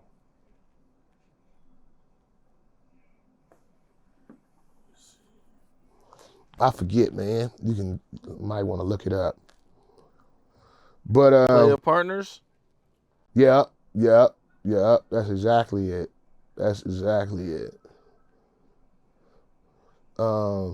If I'm not mistaken, I believe I did an early Dog Pound and Too Short record or something we did at Larrabee's. I remember. Bro, you know what I'm saying? I'm gonna be honest with you. During those days, you know what I'm saying? I was the new Rick James. You know what I'm saying? When I was in the industry. I was in the industry still smoking Sherm. I was in the industry still turned up, dog. I used to, you know what I'm saying? Like I remember one time Tretch from Naughty by Nature, I seen him coming out of the, what was it called? What was the hotel that was on, the Nico on La Cienega. You know what I'm saying? And he was going to the Fat Burgers. And I was like, I had never met the brother. You know what I'm saying? I had never met the brother. And so I'm going this way on La Cienega. You know what I'm saying? Passing by the Nico. The Fat Burgers was on the opposite side. I just do a weird ass donut in the middle of fucking La Cienega to cut the fucking traffic off. I don't pause. I don't do nothing. I just on some straight dumb shit. You know what I'm saying? As soon as I pull up in there, damn, who was it? It wasn't Wino. It might have been LV. It might have been LV that did Gangsta's Paradise with, no, it was somebody from South Central Cartel, matter of fact. I forget who it was, but pull my coattail like, bro, you need to slow the fuck down. You know what I'm saying? Because I'm riding, I ain't got no fucking shirt on. I'm sweating like a motherfucker, and I got a big ass Desert Eagle sitting on my lap, and I'm in a drop top fucking Chrysler rent-a-car, a Chrysler Sebring rent-a-car. You feel what I'm saying? Flying down La Cienega, listening to motherfucking Scarface, just on one, Sherm the fuck out. You feel what I'm saying? And motherfucker, like, bro, you need to calm your ass down. My nigga, you doing way too much, my nigga. Why is you even out here? You in Beverly Hills like this. You ain't even got no reason to be riding around like this. You feel what I'm saying? So a lot of what was going on at certain time periods, foggy, because I was smoking Sherm, I was on the powder, you know what I'm saying? I was the nigga that Cat Williams was talking about when he did the comedy thing. He was like, the motherfucker just break out the cocaine right there. Like, nigga, I see you, I'm right here. I was that dude. I wouldn't give a shit. I'll break that shit out right in front of you. You ain't gonna tell me shit, I don't give a fuck. You know what I'm saying? What you gonna tell me? You know what I'm saying? Like, you know what I'm saying? I grew up in the hood. You know what I'm saying? I'm not a crackhead. I'm not a heroin addict. You feel what I'm saying? When I grew up in the hood, all the players and the pimps did the powder and all that shit, all the turned up rich motherfuckers. So I'm doing the powder. Of course, the Sherm smoking come from when I was my gang banging days, and I just brought that with me over into the industry like a dumbass. You feel what I'm saying? But I was turned up. I was in a fog a lot of the times, just super turned up, just on some crazy Rick James ass shit. You feel what I'm saying? So it was a lot of records that I did. I remember the studio sessions. I remember the vocal booth. You know what I'm saying? I remember that shit, but I don't remember what the fuck happened. You know what I'm saying? Did you ever see anything wild around Death Row? Any fights or anything? I was there the day that Suge tried to pull a pussy move on Warren G. You know what I'm saying? he tried to pull a pussy move on Warren G. The homie Warren G, contrary to popular belief, you know what I'm saying, he might be soft-spoken, you know what I'm saying, any of that, but the homie is far from a buster and far from a punk, you know what I'm saying? But for some reason, Suge had it in his mind that he kept wanting to bother Warren G. You know what I'm saying? He kept wanting to bother and nitpick with Warren G. You know what I'm saying? And Warren G a couple of times, you know what I'm saying, you know, I ain't gonna speak on it, but you know, he ain't no punk, bottom line. So Suge decided to try to pull a fast one, you know what I'm saying? Because you're not just gonna approach him on trying to treat him like this type of way. So we all at Death Row Studios at Can-Am, and I remember me, Trady, Big Style, we in the kitchen area playing dominoes, and Suge played it off and called Warren into the office like on some cool type shit, like, you know, like some cool type shit. But little did Warren know, and little did any of the homies know, that Suge had a bunch of bloods waiting in his office in the cut. You know what I'm saying? So we not paying no attention when we see Warren, you know what I'm saying? We see Warren walk in the Suge office and just Suge, we not thinking nothing of it. We continue on with our domino playing and whatnot. You know what I'm saying? Next thing you know, Warren G come busting out the door of the office hot, like, he was hot. He was steaming hot. You know what I'm saying? So niggas jump up immediately like on trying to go see what's up with the homie. He go to the immediate front of Can-Am studio to the parking lot, getting on the phone. You know what I'm saying? And whatnot. So we go out there like, you know what I'm saying, what's cracking? And he tell us that Suge just pull some bitch shit on him, had the blood niggas come out the back, you know what I'm saying, like a gang of them, you know what I'm saying, try to lightweight jump him, you know what I'm saying, end up snatching his chain off and all this old shit. So, like I said, we didn't know it was another door into Suge's office for him to sneak people in. We seen them go through the kitchen to where it made it look like it was just y'all too. You unsnuck all your homeboys in through the other door to come in and jump on Warren. You know what I'm saying? Nigga, you 6'5". You know what I'm saying? Why do you need all these niggas to jump Warren? You feel what I'm saying? Anyway, Warren on the phone calling Ron G, his uncle at the time. You know what I'm saying? Ron G at that time was Mr. Fix-It, you know, ex-military, you know what I'm saying? You know, he one of them types, you know what I'm saying, on the other side. You know what I'm saying? Not on the street side, but one on the other side. But he'll fix it, you know what I'm saying? Like I said, you know, he one of them old paramilitary, you know what I'm saying, special forces type ass motherfuckers. You know what I'm saying? Bottom line. And he got connections on the other side of the game that you don't want to fuck with. You know what I'm saying? And motherfuckers knew, everybody in the industry knew that Ron G would make something happen. You know what I'm saying? He had, you know what I'm saying, had his motherfuckers, you know what I'm saying, paramilitary SWAT team, you know what I'm saying, locked down, everybody moved, nobody moved, the whole shebang. So Warren is calling Uncle Ron to call Ron and tell Ron what just happened. I'm telling Big C style, like, come on, cuz, we have to deal with this. You know what I'm saying? This can't go to Ron. This can't go back to the hood that this blood nigga just cornered the homie from the hood and took his chain, and we sitting right here and didn't do nothing about it. You feel what I'm saying? Like I said, my tenure in the industry, I'm taking it from a different approach. I'm still mindful of my reputation as a hood nigga. You know what I'm saying? So I'm mindful of that even though I'm in the industry. So I'm on some shit like, nigga, that shit can get back to the hood, nigga. That, you know what I'm saying? That make us look bad, my nigga. So Style like you, right? And so I'm on some shit, let's go in here on some turn up, but Style and Suge had a rapport. You know what I'm saying? So I let Style take the lead on it, and Style went in there and he checked the fuck out of Suge. Him and Trady, they checked the fuck out his ass like, nigga, like on some, like, nigga, you got life and bullshit, like fucked up type of shit. You know what I'm saying? So, you know, Warren ended up getting his chain back and whatnot. That was one instance. You know, outside of that, you know what I'm saying, I seen one time when Suge told, I forget what that artist's name was. Was his name 6'9" or 6'8"? Or something. He had one artist, an R&B nigga signed to him. You know what I'm saying? He was on the phone one day and the nigga wasn't in the studio. You know what I'm saying? I remember Suge telling the nigga like, nigga, you better get in here and make a hit, nigga, or I'm gonna make a hit on you. You know what I'm saying?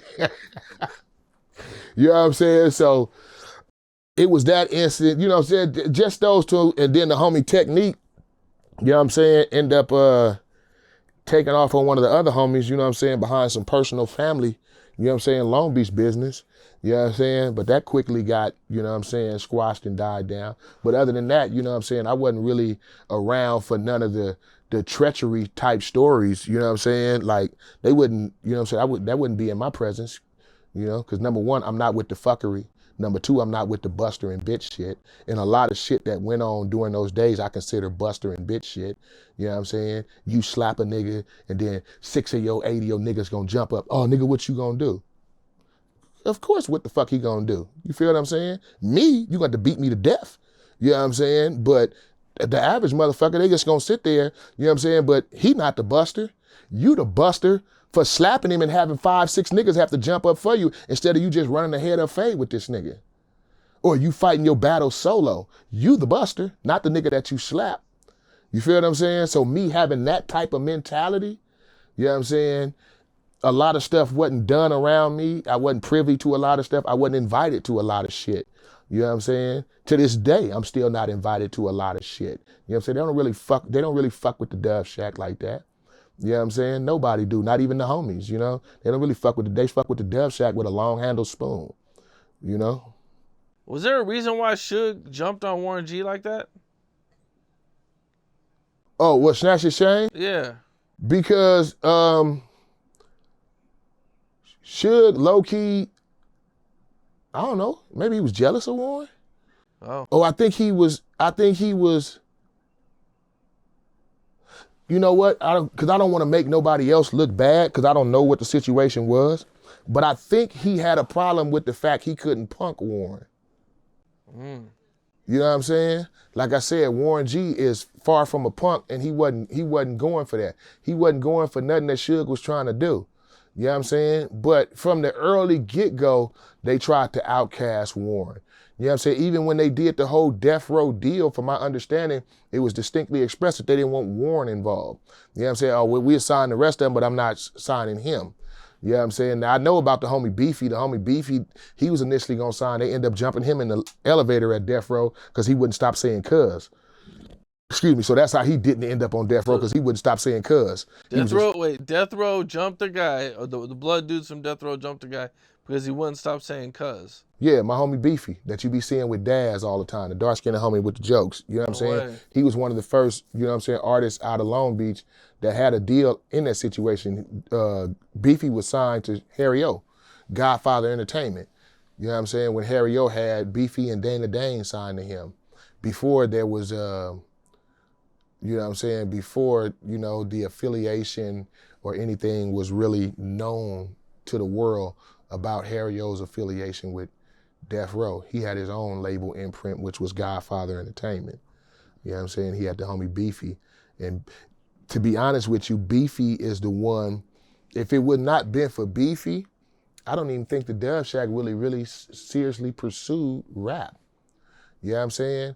Before a Warren G was coming by, grabbing straps and picking up weed, you know what I'm saying? It was always the homie Beefy trying to come by and motivate us. You know what I'm saying? Tell us, you know what I'm saying? Give us the game on the industry. Tell us, you know what I'm saying? Just trying to get us prepared, nigga, to get off into the music business. You know what I'm saying? But he was around in the early days with Harry O. I think you mentioned you were in Vegas when Tupac was killed? Yeah, I was actually in Vegas. I was actually in the MGM right before the bullshit started.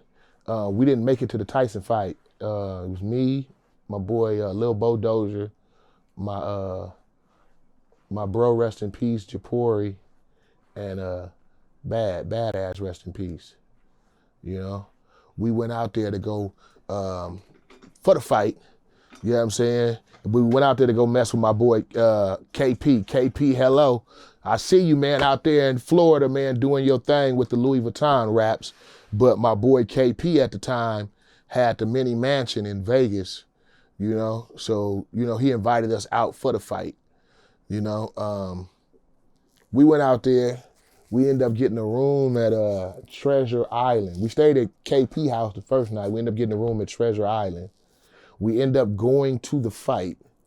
No, we didn't even go to the fight. We was headed to the goddamn fight, but typical fashion, Tyson done ended the fucking fight before we can even fucking get there. Okay? We headed to that motherfucker on the opening fights. By the time we make it to that motherfucker, Tyson done walked in the ring and slept a nigga in the first fucking round, dog. You know what I'm saying? It's like, dude, like we didn't even get a chance to come to the fucking fight. So we in the MGM lobby and motherfuckers are starting to fall out. We coming to the fight and people starting to fall out the goddamn fight. You know what I'm saying? Already because it's over. So I see one of my niggas, and I'm trying to get some weed because I was short on some weed. We had ran out of weed. I seen one of my niggas and I was asking for some weed. And he had told me, like, he was like, nigga, the South Side's got the weed, nigga. South Side's over there. And I was finna go over. I didn't know in particular it was Baby Lane over there. You know what I'm saying? I know Baby Lane and whatnot. You know what I'm saying? I didn't really know Keefy D. I was in the cellies with Keefy D nephew, but I didn't know Keefy D. But I knew Baby Lane, but I didn't know he was over there. You know what I'm saying? I didn't know who that's what he was talking about. You know what I'm saying? In LA and around Long Beach and Compton, everybody knew at that time it was Untouchables in Compton that had the weed, the main streets had the weed, and the South Sides had the weed. You know what I'm saying? So niggas was like, oh, nigga, the South Sides is over there. Nigga, they got the trees. As I'm finna head over to that direction where they was at, I see 40. You know what I'm saying? And like I said, me and 40 had the record Things That Never Changed at that time. We end up chopping it up. He telling me he at the Luxor and that he had something that he was finna have popping at the Luxor Hotel. You know what I'm saying? And there was some other rooms at the Luxor. So we immediately leave from the MGM Grand lobby and head to Treasure Island to go pack up and head over to the Luxor where 40 and them was. On the way back, my bro, rest in peace, trying to crack at some little prostitute bitch on the strip and whatnot. He trying to knock her at the McDonald's. You know what I'm saying? I'm trying to tell him, let's go, let's go, let's go. He steady trying to crack this bitch. Me and him end up getting into an actual physical fight. You know what I'm saying? Over me trying to force this nigga in the fucking car. So that delay us, that whole incident delay us about 45 minutes, maybe an hour or so. You feel what I'm saying? So by the time we do get in the car and head that way, the first person that said something to us was a homeless motherfucker who we thought was crazy. This is crazy. You know what I'm saying? We just seen commotion. We're like, what's going on? He said, Tupac dead. You know what I'm saying? So we ain't thinking nothing of it. You know what I'm saying? Just a homeless dude talking. You know what I'm saying? Why would the conversation about Tupac even come up? You know what I'm saying? So we don't pay it no mind. Plus me and my brother just finished fighting. You know what I'm saying? So there's still tension between us and us talking shit. So we ain't paying attention to shit this homeless motherfucker just said when we stopped at the light. We driving on. And then I see the homegirl Tina. My homegirl Tina, who at the time was dating Suge. You know what I'm saying? And I seen her and she was out on the block like just crying, going hysterical. You know what I'm saying? Going hysterical. You know, so I see one of my homegirls there. You'll say, of course, I'm going to inquire, you know what I'm saying? Like, what's going on? Like, what's up? You know, and at the time, I don't know if you recall, but remember, Suge got grazed in the head as well. He got grazed in the head. But at the time, before people knew it was a graze, the initial thought was he was shot in the head as well, you know? And the initial thought was that both them niggas was dead. You know what I'm saying? On the scene. You know, so when I see it, motherfuckers is like, oh, Tupac and Suge dead. They just killed Tupac and Suge. They killed Tupac and Suge. They killed Tupac and Suge. And I'm like, God damn, like, what the fuck? What the fuck just happened? Like, everything is just in a fog. Everything is in a fog. Like it's total disbelief until somebody's, yeah, they looking for motherfuckers with California plates. They said somebody with California plates did it. We in the homie Lil Bo Lexus with California plates. And we riding dirty. So we immediately like, we out of here. Because it wasn't no description like they looking for a white Cadillac. You know what I'm saying? No, nothing like that. It was just they looking for California plates. We immediately leave Vegas. You know, and I remember the homie Badass calling Daz and them to tell them that what Tina had just said. And their reaction was quite surprising, You know what I'm saying? But you were around Daz when he got the news, or? No, I was in the car when the homie called them and told them. We was on the freeway. We was on the 15 freeway leaving Vegas to head out of there. Because mind you, we got all our stuff in the car already because we leaving Treasure Island to go check in at the Luxor. So we just went to Treasure Island and packed up all our shit. So all our shit is in the car. So after this happens and they say something, and then they get talking about looking for motherfuckers with California plates, we already packed up. Bye. We out of here. We out of here. You know what I'm saying? Because we riding dirty too. You know what I'm saying? So we just don't want to unnecessarily get jacked up by the police. So we on the freeway. And then at this time, Vegas had zero tolerance for weed. When I say zero tolerance, I mean, I watched them, take the homie Keita Rock from 6-0. You know what I'm saying? Me and him dipping out there to Vegas one time. They pull us over, me, him, Style, and a bunch of us, we going out there. They literally arrest my nigga for having a roach in his ashtray, a joint roach this big. Vegas pulled him out the car and arrested him. Like they had zero tolerance back then. You know what I'm saying? So we was on some like, we just out of here. We not fucking with Vegas because Vegas police is, you know what I'm saying? Motherfuckers feared Vegas police at that time. So we was out of here. But the homie Bad decided to call. And Badass? Yeah, Badass.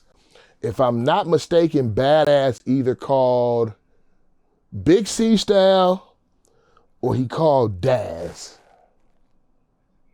Or it might have even been Snoop. I wish the homie was here to say. But if y'all check with the homie Frank Nitty, he know, because I know him and Badass had the conversation about it. That was Badass Road Dog. But I forget who in particular that he called. But I will tell you this, when they first got the news that it was all bad, niggas wasn't sad. They wasn't sad. I can tell you that much. Niggas was actually kind of happy. Niggas actually kind of like, yay, yeah, buddy. Damn. Yeah, buddy. Like that. Okay. Yeah, it was like that. You know what I'm saying? Because, not to get too deep into it, but it wasn't all love. It wasn't all love going on at Death Row at that time.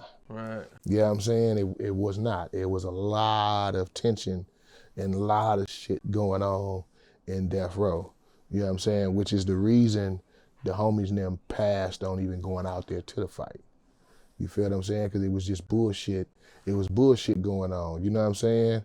And that camaraderie that used to be between the Bloods and the Crips at Death Row has started going this way. You know what I'm saying? So, it wasn't no boo-hoos, we sad, we crying, you know what I'm saying? Even though it turned out that, only one of them passed away, which was Pac, the initial impression was that both of them had got downed, and the initial reaction was, there was a few people, quite a few people who was in celebratory manner when they heard the news. You know what I'm saying? Like, yeah. You know what I'm saying? Like, on some, it's all ours now, type of shit. Damn. Yeah. But I allow motherfuckers to be fake as they want to be. You know what I'm saying? And act like, it was what it was, and situations, you know what I'm saying, was what it was, even Suge ass. You actually knew Baby Lane, Orlando. Yeah. Yep. We actually met in fucking Hawthorne on Corn Bloom.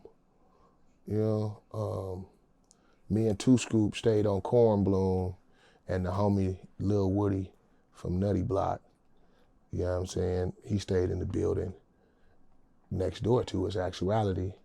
And down the street, Dre, the heavyset guy who they say was in the car with Baby Lane when he killed Tupac, you know what I'm saying, he stayed down the street from us, the homie Dre.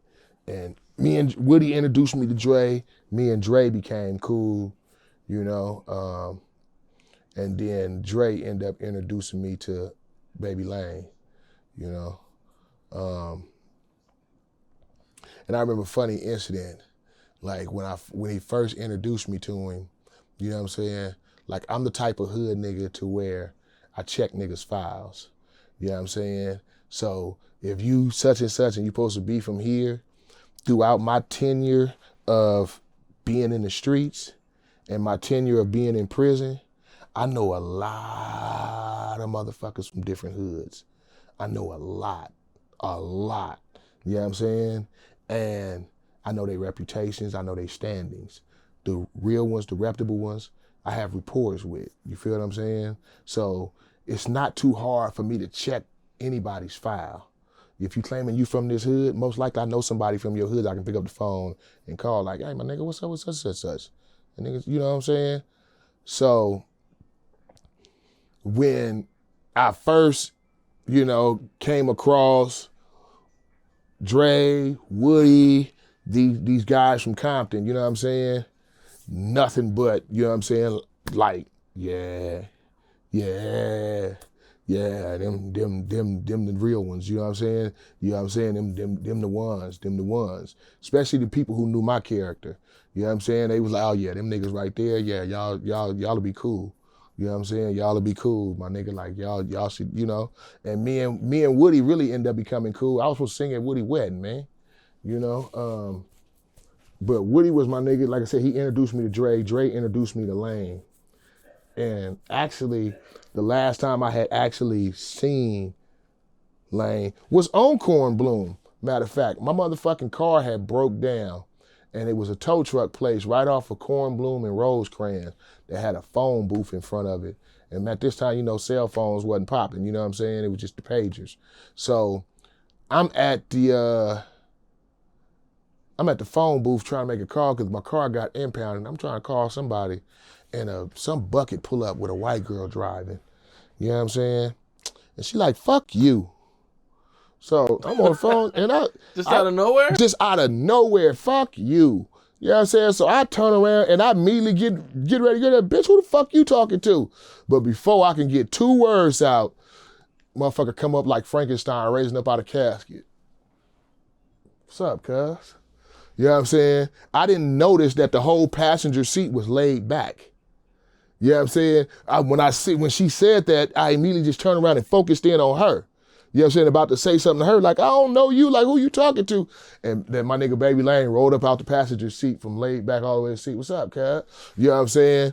And had a little laughable moment, like, you know what I'm saying, on some like, oh, nigga, you was slipping, nigga. If I wanted to get you, nigga, I could have got your ass, nigga. And I'm like, nigga, you right, nigga, you know what I'm saying? But it's broad daylight, nigga, you wasn't gonna get nowhere, nigga. These punk ass police gonna take your ass down. It was just a small little conversation, you know what I'm saying? But that's the last time we actually had words to where we spoke to each other. You feel what I'm saying? And what's crazy is I always think like, if it would have just been 5-10 minutes earlier of a motherfucker telling me that the South Sides got the weed over there. Or if I wouldn't have seen E40 walking over there towards the South Sides through the MGM, you know what I'm saying, lobby, I wonder what would have happened when Pac and them came running their ass over there. You feel what I'm saying? Because what I don't know is how they ended up getting the Lane by himself. You know what I'm saying? It was more than one South Side out there. You feel what I'm saying? So how they got to him to where they was able to just jump on him and nobody else start taking off on them niggas. You know what I'm saying? But that's also why I believe they ran. From what I understand, when I interviewed Keefy D, they had got separated because they had different seats. So when the fight let out, Baby Lane came out, I believe, first. Oh, okay. And then they was getting ready to meet up, but they were so just that's separated. Probably why Suge and them ran after they did it, because they was worried about the rest of the South Sides coming. You know what I'm saying? Because if the South Sides if them niggas would have been standing there, that wouldn't happen. You feel what I'm saying? That wouldn't have happened the way it happened as far as them jumping on Baby Lane like that. You know what I'm saying? Because, you know what I'm saying, them niggas wouldn't have went for that. The South Sides that was there wouldn't have went for that. You know what I'm saying? From my understanding, the homie Dre was there, rest in peace. I know damn well Dre them wasn't going for that. It wouldn't have happened like that. You know what I'm saying? But, you know, the fate of the universe is the fate of the universe, and it was meant to happen the way it actually happened, or it wouldn't have happened. You feel me? Yeah, you mentioned Baby Lane leaning back like that. Was that something he did a lot, or? Now, you know what? I've questioned that because I tell motherfuckers all the time, you know what I'm saying? Like, I tell people all the time when I told them about the last time I seen him and said something to him, you know? And the thing that always come back is, yeah, cuz that's how the homie moved around. That nigga was crazy, cuz that's how that nigga moved around. That's how that nigga moved around. You know what I'm saying? And from my understanding, you know what I'm saying, outside of when I seen him do it, that was just something on a normal basis. You know what I'm saying? He kept his seat linked back in the passenger side. You know what I'm saying? Because he was so turned up in Compton and had a reputation for turning up. You know what I'm saying? That motherfuckers that was worried about him getting them or him, you know what I'm saying, getting got at. You know? So, but unfortunately, we never had a chance to, like, you know, like build no real bond. You know what I'm saying? Like, they was right down the street from us, and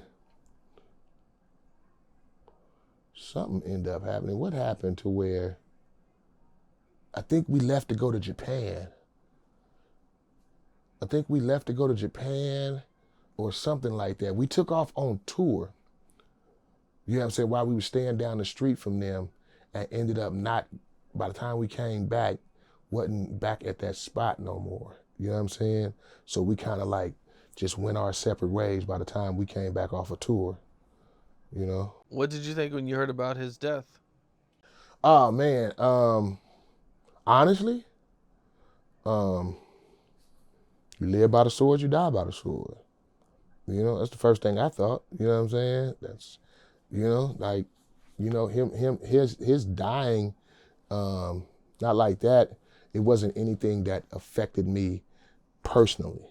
You know what I'm saying? Because we didn't, you know what I'm saying? Like I said, we didn't have a chance to build that, you know what I'm saying, to where I was going to cry, oh, my nigga gone, you know what I'm saying? And, you know what I'm saying? I'm not going to sit and fake like I extra knew him to that point. You feel what I'm saying? We didn't have that type of rapport to where when he passed, you know what I'm saying, I didn't, you know, it wasn't nothing that affected me. Now, from what I understand and the stories that were told to me, you know what I'm saying, was, you know, he was kind of, you know, at fault, you know what I'm saying, behind his own demise with the fake bird and whatnot, you know what I'm saying, on that type reputation. But nah, I really thought it was a sad instance. And first thing I wondered, did he get that meal from Suge? You know what I'm saying? Because I remember Suge was trying to pay him a bunch of money to get on the stand and tell the story a different way. You know what I'm saying? Yeah, according to Reggie Wright Jr., I don't think it was no million. I think it was like $60,000 or something they paid Baby Lane to go take the stand. I mean, he said, because I believe they were suing Tupac's estate too. Who was? Baby Lane was. Oh, According to Reggie Wright Jr. Orlando came in and testified for Suge? Yeah, so Orlando came in, and so we convinced them and had him to agree. I think he agreed that Suge was really trying to save him and not hurt him. And he came and testified to that fact. Now, QVD make it seem like they got paid right there on the spot. No, it didn't happen down the line. I think the estate ended up paying them. They what? The estate, the Tupac estate ended up paying them. I forget who it was, if it was the estate or Death Row, but it all was agreed upon by Afeni's attorneys and our attorneys as well. So this was part of the settlement, settlement, yeah. See, that's what everybody thinks. It was like, here's $60,000 to come and testify. No, nigga, we didn't give you $6,000 to come and testify. We gave you $6,000 to drop everything. Because if you would have sued Tupac for that assault, come on. How much would y'all ask for if Tupac assaulted y'all back then? I know people, yeah. Yeah. People waiting for that to happen. A lot. Hit me. People would have been lining up, like, stomp me out. Yeah, stomp me out. I'll take that ass whooping. Oh, is that right? Yes. He was suing the state. Wait. What year did Baby Lane die? 2 years after Tupac, so like 98. And Reggie said that they was finna sue Tupac's estate? That Baby Lane was suing Tupac's estate for jumping on him in Vegas. So part of the deal was they were gonna give him like $60,000-$70,000, and that he also had to take the stand and say that Suge didn't have nothing to do with it. Oh, is that right? According to Reggie Wright Jr. You know what? I don't know Reg because Reggie wasn't nobody I interacted with. You know what I'm saying? I knew the other security. I knew the other bunch of security and the former police officers that was security at Death Row. Reg, I believe, came along later on down the line, if I'm not mistaken. He came along, like, I believe Death Row had already moved on Wilshire. You know what I'm saying? And Suge had already got in trouble, or he was right before he got in trouble is, you know what I'm saying, when Reg kind of popped up on the scene. But I don't remember Reg's name or anything, you know what I'm saying, being mentioned, or I don't remember his presence being around, you know what I'm saying, in the early days. So, you know, I can't deny nor verify anything that brother say. You know what I'm saying? I've heard a few things, you know what I'm saying, that he said that I know was bullshit. You know what I'm saying? But a lot of people get on podcasts and tell bullshit. You know what I'm saying? That's the thing, because nobody really can fact check what the fuck is bullshit they be talking. You know what I'm saying? But a lot of these motherfuckers get on this motherfucker and be lying like a motherfucker, you know? Acting like they was what they wasn't. Acting like they did what they didn't. You know what I'm saying? And acting like they were at where they wasn't at. You know? So I'm not too familiar with that brother's plight. I do remember that. I think the first time I remember hearing Red's name mentioned was after Death Row moved on Wilshire. I believe Big Style had went up there to go pick up a check or something. And that's the first time I heard him mention Reggie name. That Reggie was standing in for Suge or something. You know what I'm saying? He was the person that was standing in for Suge while Suge had went to jail. Well, you had mentioned that a guy was trying to pay you to beat up Suge? Ah, man. You talking about my boy Alki. You know what I'm saying? At this time, this dude, Alki David, billionaire, eccentric billionaire dude. I'm quite sure some of y'all out there are familiar with the name because he's been in the news a whole lot, getting in a whole lot of trouble with these women. You know what I'm saying? And his behavior with women. But at this time, before all this transpired, he had a TV station, you know, and he was pushing, it used to be called Film on TV. And he used to push out some crazy content, you know? He used to push out crazy content. And this was the guy that was trying to pay $5 million for Chris Brown and Soulja Boy to fight. But he was gonna have them fight on his Film on TV, you know? Just crazy dude, you know what I'm saying? Cool peoples and whatnot, you know what I'm saying? But yeah, he had heard about an incident that happened to where C-Style took me to go meet up. We were supposed to meet Suge at Rodney Jerkins' studio and then head up to Scott Storch house. Okay, so we went to Rodney Jerkins' studio. I'm not knowing what we meeting him up there for. I'm not knowing what trip Suge is on. But when we get up in there, Mace is up in there, Rodney Jerkins' wife up in there, she's pregnant, a few people up in there. Everything cool and kosher. I don't know what the conversation was. At this time, I didn't know. I know now. But at this time, I didn't know that Suge was up there to bully Rodney, or try to punk Rodney out some money. You feel what I'm saying? For a situation with Rodney, Big U, Suge, and one of Big U's artists. But we sitting there, everything quiet and kosher. Suge is in front of the booth, the board, the SSL board. Rodney sitting there in front of SSL. Next thing I know, I see him get up and get out the way of Suge. You know what I'm saying? Like basically like jump up out his chair and like back up, like back up fast. And Suge like jump up and trying to get to him.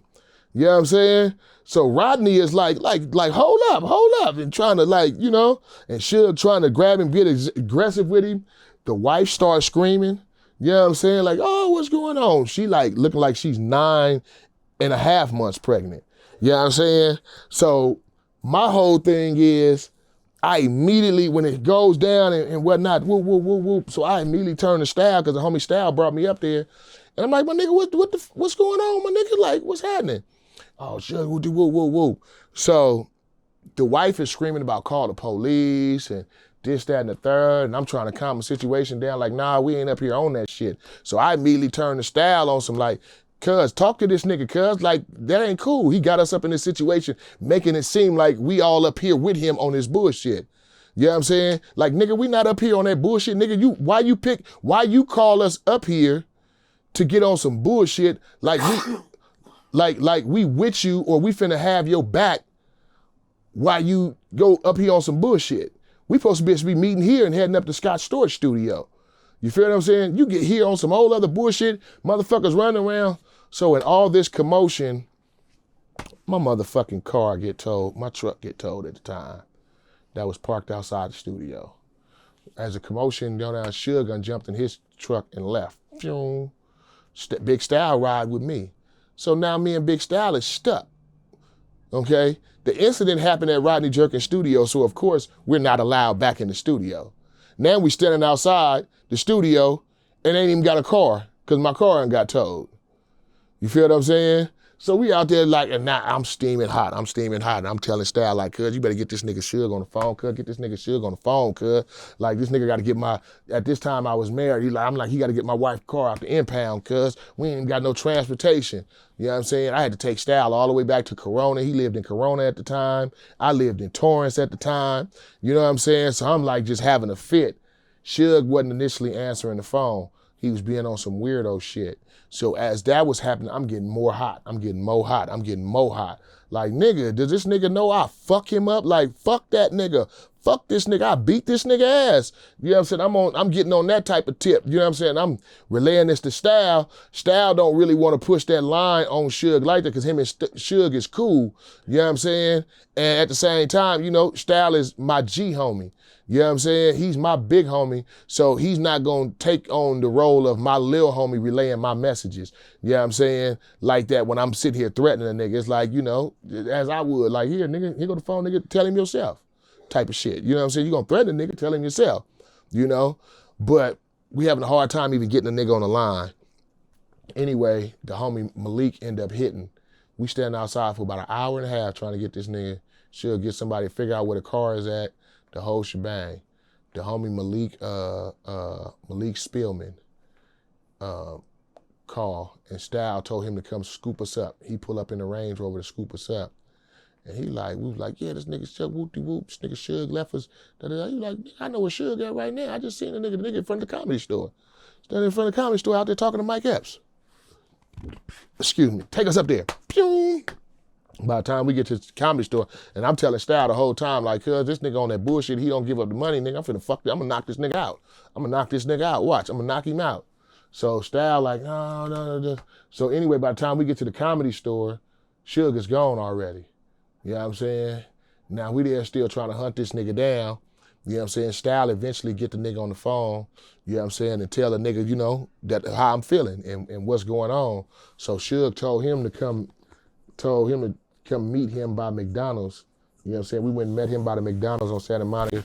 He kicked in the bread, you know what I'm saying, to get my wife car out the impound. You know what I'm saying? My ex-wife car out the impound at the time and shit, you know what I'm saying? And so we around Alki, and I'm telling this story, you know what I'm saying? And I'm sitting here expressing like how much, you know what I'm saying, like what I would have did to this nigga if that nigga wouldn't have did that. I'm like, nigga, I would have beat this nigga head inside out. I literally would have beat his brains out of his head. Like he got me fucked up. You know what I'm saying? I'm just on a rant about big niggas, you know what I'm saying? About how I am. You know what I'm saying? I'm a type of nigga, you know what I'm saying? If it's finna go down, nigga, the biggest nigga in the room, nigga, me and you can get down. I'm not looking for the littlest nigga in the room. You don't get no reputation off of that. You don't get no reputation beating up the buster. You know what I'm saying? But you knock the biggest nigga out in the room, you know what I'm saying? That's hell of a for your reputation. That's hellified for your reputation. So that was always my thing, you know what I'm saying? I'm going after the target. You know, so when Alki overheard the conversation about me talking about what I would have did to that nigga if I would have caught up to that nigga and he wouldn't have gave up that bread, you know what I'm saying? This nigga turned around, and at the time, I may probably have like, 10 grand to my name, if that. You know what I'm saying, at this particular time. This motherfucker turned around talking about if I can get it on footage, you know what I'm saying, me socking out Suge, he would give a motherfucker 750,000. You know? So I immediately set out on the mission. You know what I'm saying? I called the homie Style. Style just laughed about the shit. And Style, you know, Style was cool with Suge, you know what I'm saying? And little do Suge know, you know what I'm saying, Style looked out for him, you know what I'm saying, a few times to where not myself, some other homies was wanting to get at that nigga and touch that nigga, and Style was like, nah, man, I ain't gonna do that, you know what I'm saying, I ain't gonna do that nigga like that, I ain't gonna set that nigga up like that. Style was on some, like, nah, cuz. I'm like, Style, cuz, you know what I'm saying, cause Suge was calling Style often to come meet him different places, you know what I'm saying? You know what I'm saying? Come meet me in Beverly Hills. Come meet me over here. You know what I'm saying? Let's do this. So initially, you know what I'm saying, I was going to grab the homie Style and take him to these meetings. He stopped calling me to take him. And I'm like, cuz, let me take you. Let me, nah. Hey, where you going to meet Simon? This is the name we was calling shit. You going to meet Simon? Cuz, I'll give you a ride. Where you at, cuz? You know what I'm saying? And he was like, nah, Rock, nah. But Rock, you boy, he laugh it off. Like, cuz, you stupid, cuz. You stupid, your big head ass is stupid, cuz. You know what I'm saying? You really trying to do that shit? I'm like, hell yeah, nigga, I'm trying to get that little bread from Alki, nigga. You know what I'm saying, nigga? I'm just trying to run into this nigga. Nigga, I'm just gonna give him a little 2-piece combo real quick. You know what I'm saying? And so I can collect my bread, nigga. You know what I'm saying? Nigga, me and that nigga can be cool afterwards. You know what I'm saying? I even throw him some bread afterwards, nigga, and whatnot. But I'm finna find him and give him this 2-piece, though, and get it on camera, though, so I can get that bread. And Styles like, nah, I can't let you do that, kid. I can't let you do that. So it never had the nigga end up going to jail before I end up catching up to him. And then by the time I did catch him, me and Alki end up having a fallout. You know what I'm saying? So that never came to fruition. Now, you mentioned doing a few songs with Death Row and everybody. You know, how come you and Snoop and you guys never actually put anything out? The stuff with Dog has always looked out. The stuff that I did with Dog was at a time period when Dog didn't own Death Row. You feel what I'm saying? So at that time period, it wasn't his decision on whether the music we did together come out or not. You know what I'm saying? Same thing with the LBC Crew album. Now, Warren, different case. At this time, Warren chose not to work with us. You know what I'm saying? From a misunderstanding. We had a misunderstanding early in our career behind our whole record deal. You know, Warren felt some type of way about the Dove Shack having their own situation with Paul Stewart and Def Jam. You know, he wasn't pleased about that. At the time, though, we didn't really have a choice. See, this is something that I've never even told Warren G. You know what I'm saying? He always got mad that we signed a deal and did wait on him to finish his G-Funk imprint and then sign to him. But here's the problem. At the time, we selling dope in the hood. Not only is we selling dope, we jackers. You know what I'm saying? And Warren noticed himself because he came by and gave us warning, like, cuz y'all need to slow down because I'm starting to hear about your name. Because we licking so many motherfuckers, it's starting to be known in the streets. Like, watch these niggas over here. These niggas call you for a double up. Don't go sell them niggas no dope. Them niggas gonna rob you. You know what I'm saying? We was getting a reputation of just robbing everybody. That just turned into our thing. We really had got off of selling dope and started robbing all the dope men. You know what I'm saying? Especially the double up man or the man who had to wait. You feel what I'm saying? So Warren, you coming to tell us that, cuz, y'all need to slow down, cuz. I'm like, nigga, y'all niggas gonna end up caught up. But at the same time, you got your situation. You're doing shows, you're doing Budweiser Superfest, and you're doing shows, but you're only taking the twins and the 5-footers. You're not taking the Dove Shack. The Dove Shack's still in the hood. We still on the west side. We still figuring out our lives, and each one of us got kids, and we still trying to figure out, you know what I'm saying, where our next meal gonna come from or how we finna survive. So you telling us to slow down, we ain't even hearing that, but we are hearing it. You feel what I'm saying? Now, fast forward, after we do This Is the Shack for Warren album, Def Jam is hyped, Paul Stewart hyped. It went from offering us a single deal to all of a sudden they put a whole deal on the table for us, for the Dove Shack. I remember, and this just happened to be one of these instances where Warren them was on the road again without the Dove Shack. They was on the road getting their money, you know what I'm saying, and whatnot. He took the twins, he took the 5-footers. I remember I was, at the time I was still dating the girl True. I remember I was out on Earl, you know what I'm saying, on the east side. And I remember walking out to the front. Hey, cuz, I called Warren G. Excuse me. Hey, cuz, they trying to offer us a deal. Like, nigga, they talking about they want to sign us and asking us what are we interested in, what not. So I don't know if I was bothering him at the time. I don't know if I caught him at a bad time, but it was a lightweight brush off type conversation with like, well, cuz y'all gotta handle y'all business, cuz I can't take y'all by the hand, cuz y'all gotta, you know what I'm saying? Like, basically we gotta be men and step our shit up. Like what we want him to do. Like, you know what I'm saying? He not our lawyer or anything of that nature. Like, nigga, like, don't call me like I'm your daddy. It was that type of response is what I felt. You know what I'm saying? So I'm like, okay, well, shit. I let my niggas know, you know what I'm saying, and whatnot. Okay, well, let's see what they're talking about. You know? And we ended up in a situation, we ended up signing Paul Stewart, you know what I'm saying? That ended up advancing into and morphing into us being signed to Def Jam, you know? And Warren felt some type of way about that. He felt, initially at the time, he felt that Paul Stewart had stole his artist from him. You know what I'm saying? Which wasn't the case, you know? Because again, never was it really expressed or shown that you was, you know what I'm saying, serious about putting the Dove Shack down within the G-Funk family all the way like that. You feel what I'm saying? Prime example, still to this very day, the Dove Shack twins, 5-footers, and Warren G has never been on a tour all together. Never. It's only been Warren G, the twins, and the 5-footers. He's always left the Dove Shack out. You feel what I'm saying? Even a couple of times when we did some shows, like even when we just did a show not too long ago, where a few years back, this was some time ago, at the Vegas Bowl. You know what I'm saying? Warren G, they was doing the whole thing with everybody and whatnot, and they was gonna lead it. Dove Shack was gonna get left out again. You know what I'm saying? But Dog made that happen. You know what I'm saying? And the few times that it has happened, it's been because of Snoop doing. You know what I'm saying? Snoop has made sure that the Dove Shack was involved. You feel what I'm saying? And you know what I'm saying? Again, it was just always that misunderstanding and him feeling a certain type of way about us signing our record deal, you know? But again, the point I was making about what he didn't understand was I had got basically set up by Long Beach police. I was on the west side on Santa Fe and went to visit some of the homies who was over there barbecuing.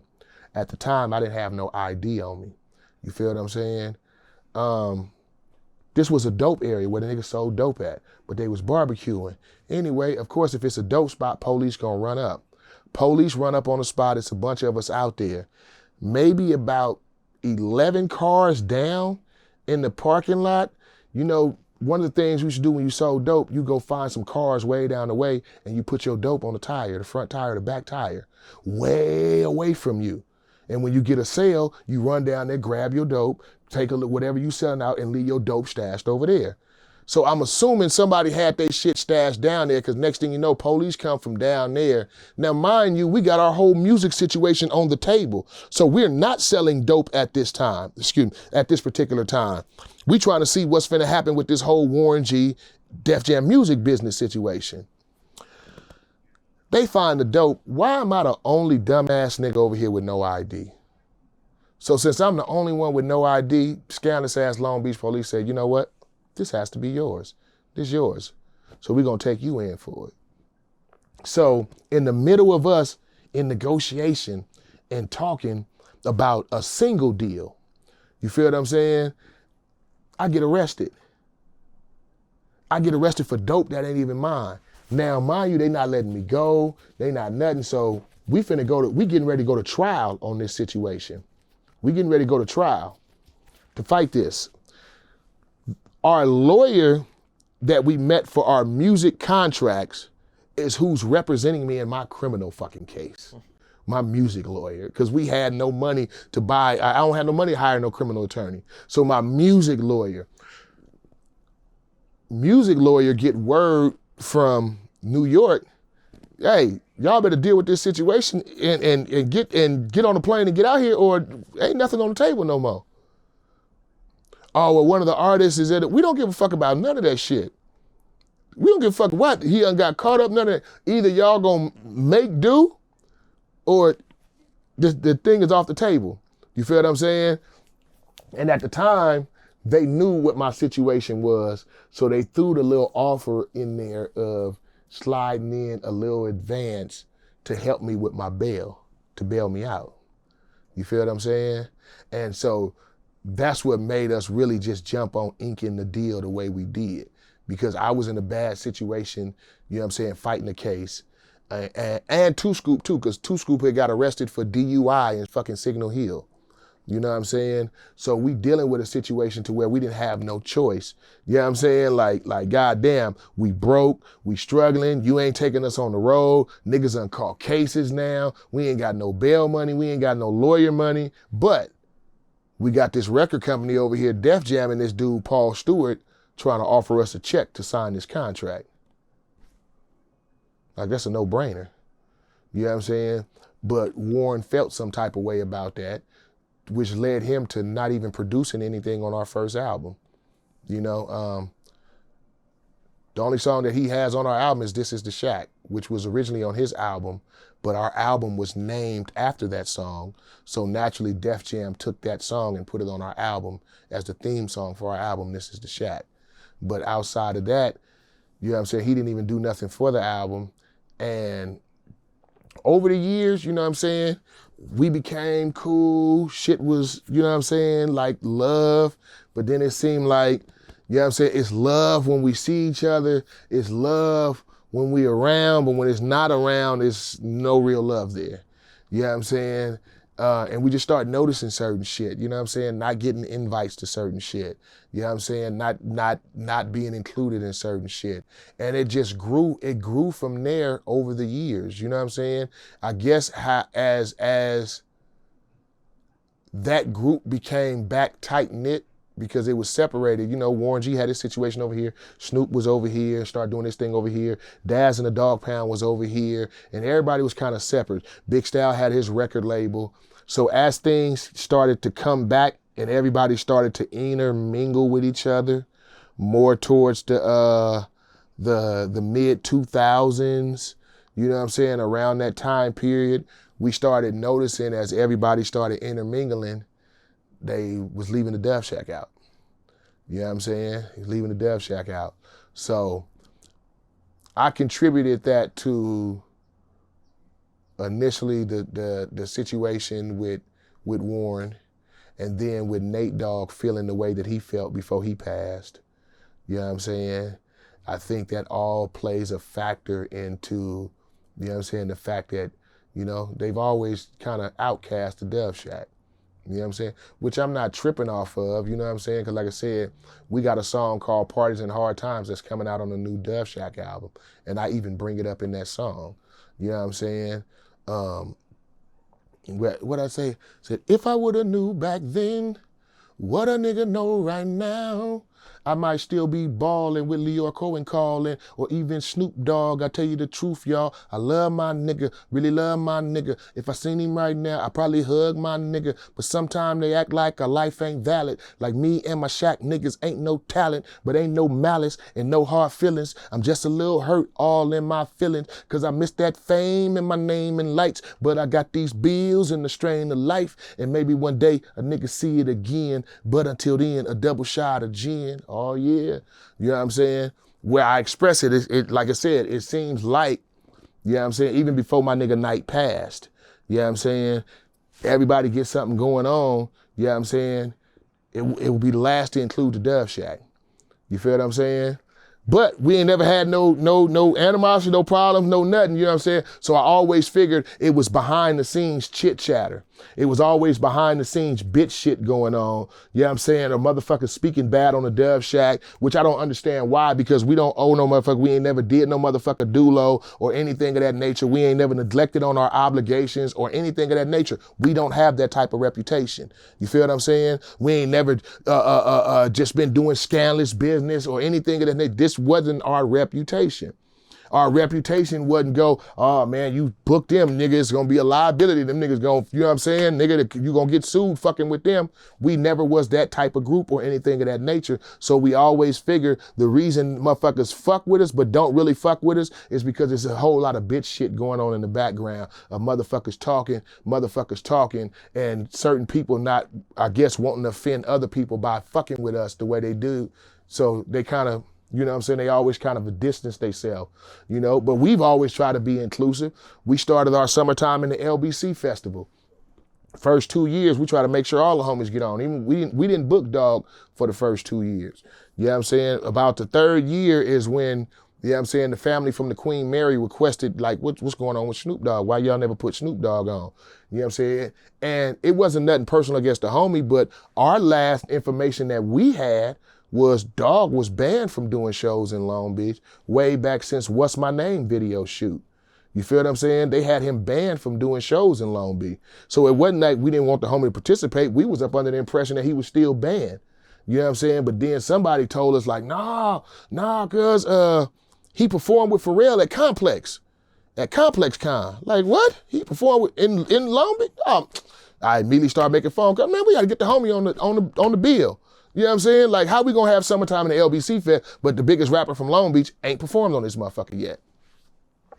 Anyway, they turn around and run a twist about some type of insurance policy or something to cover Snoop's performance. And at the time, it was Out the House Productions and a couple of other people involved who didn't have the means or the connections to lock Snoop in. You know what I'm saying? And Bobby D at the time, who later on became Snoop's partner in Uncle Snoop's Army, he had the means to make the things happen. And Bobby D was trying to get involved on Summertime in the LBC, but the other people who we had involved and our partners didn't want him involved for whatever reason. I guess it was promoter beef, you know what I'm saying? The concert promoter don't like this concert promoter, but they wasn't trying to work with him. Anyway, we ended up making it happen to where, you know, basically they had to work with him. You know what I'm saying? Bring Snoop to the table. We got Snoop booked. You know, we was told that, you know, it was a beginning of a partnership with the Dove Shack, but in typical form, once again, the Dove Shack get thrown to the side. You feel what I'm saying? Soon as the connection is made, you know what I'm saying, it's tossed the Dove Shack to the side. Like, damn, I thought we were supposed to go on the, what was it, the Puff Puff Pass tour. We was told that I was told, you know what I'm saying, if I made this happen, that we would be on the Puff Puff Pass tour with Dog and whatnot. I made it happen. We wasn't on the tour. They only booked us for the LA date. They didn't take us on the whole rest of the tour. They took everybody else. Again, everybody, Dog Pound, Twins, everybody went. But they always leave the Dove Shack at home. You feel what I'm saying? So again, more of the weirdo type behavior. You know what I'm saying? But again, I look past it. You know what I'm saying? I look past it, I let it be, because I have an idea on why some of the funny behavior was being gravitated towards my group members. You feel what I'm saying? And it didn't have anything to do with me in particular, so I kind of you know, it kind of put me in between a rock and a hard place because niggas was lightweight fucking with Bo Rock. You know, Dog and Warren them was fucking with Bo Rock. You know what I'm saying? You know, Warren got me a limousine when I got out the pen, had fucking clothes waiting on me in the limousine. You know what I'm saying? Dog always fuck with me. You know what I'm saying? Dog came and picked me up, you know what I'm saying, from my spot when I stayed in Palms. Like, we done hung out to where it's just me and Snoop. We done hung out to where it's just me and Warren. You feel what I'm saying? And whatnot. And that resulted in things happening like me getting on songs, but the rest of the group not. That resulted in me getting a shout out on the radio station or on a song, but the other group members from the Dove Shack not getting a shout out. You know what I'm saying? It eventually led into some weird type of behavior to where we would all be doing a show together. And instead of introducing the whole Dove Shack, you know what I'm saying, they would just say, I'm there. You know what I'm saying? Like it's the Dove Shack. You know what I'm saying? Why would you say, I'm finna bring out the homie Bo Rock from the Dove Shack? Why you just wouldn't say you finna bring out the Dove Shack?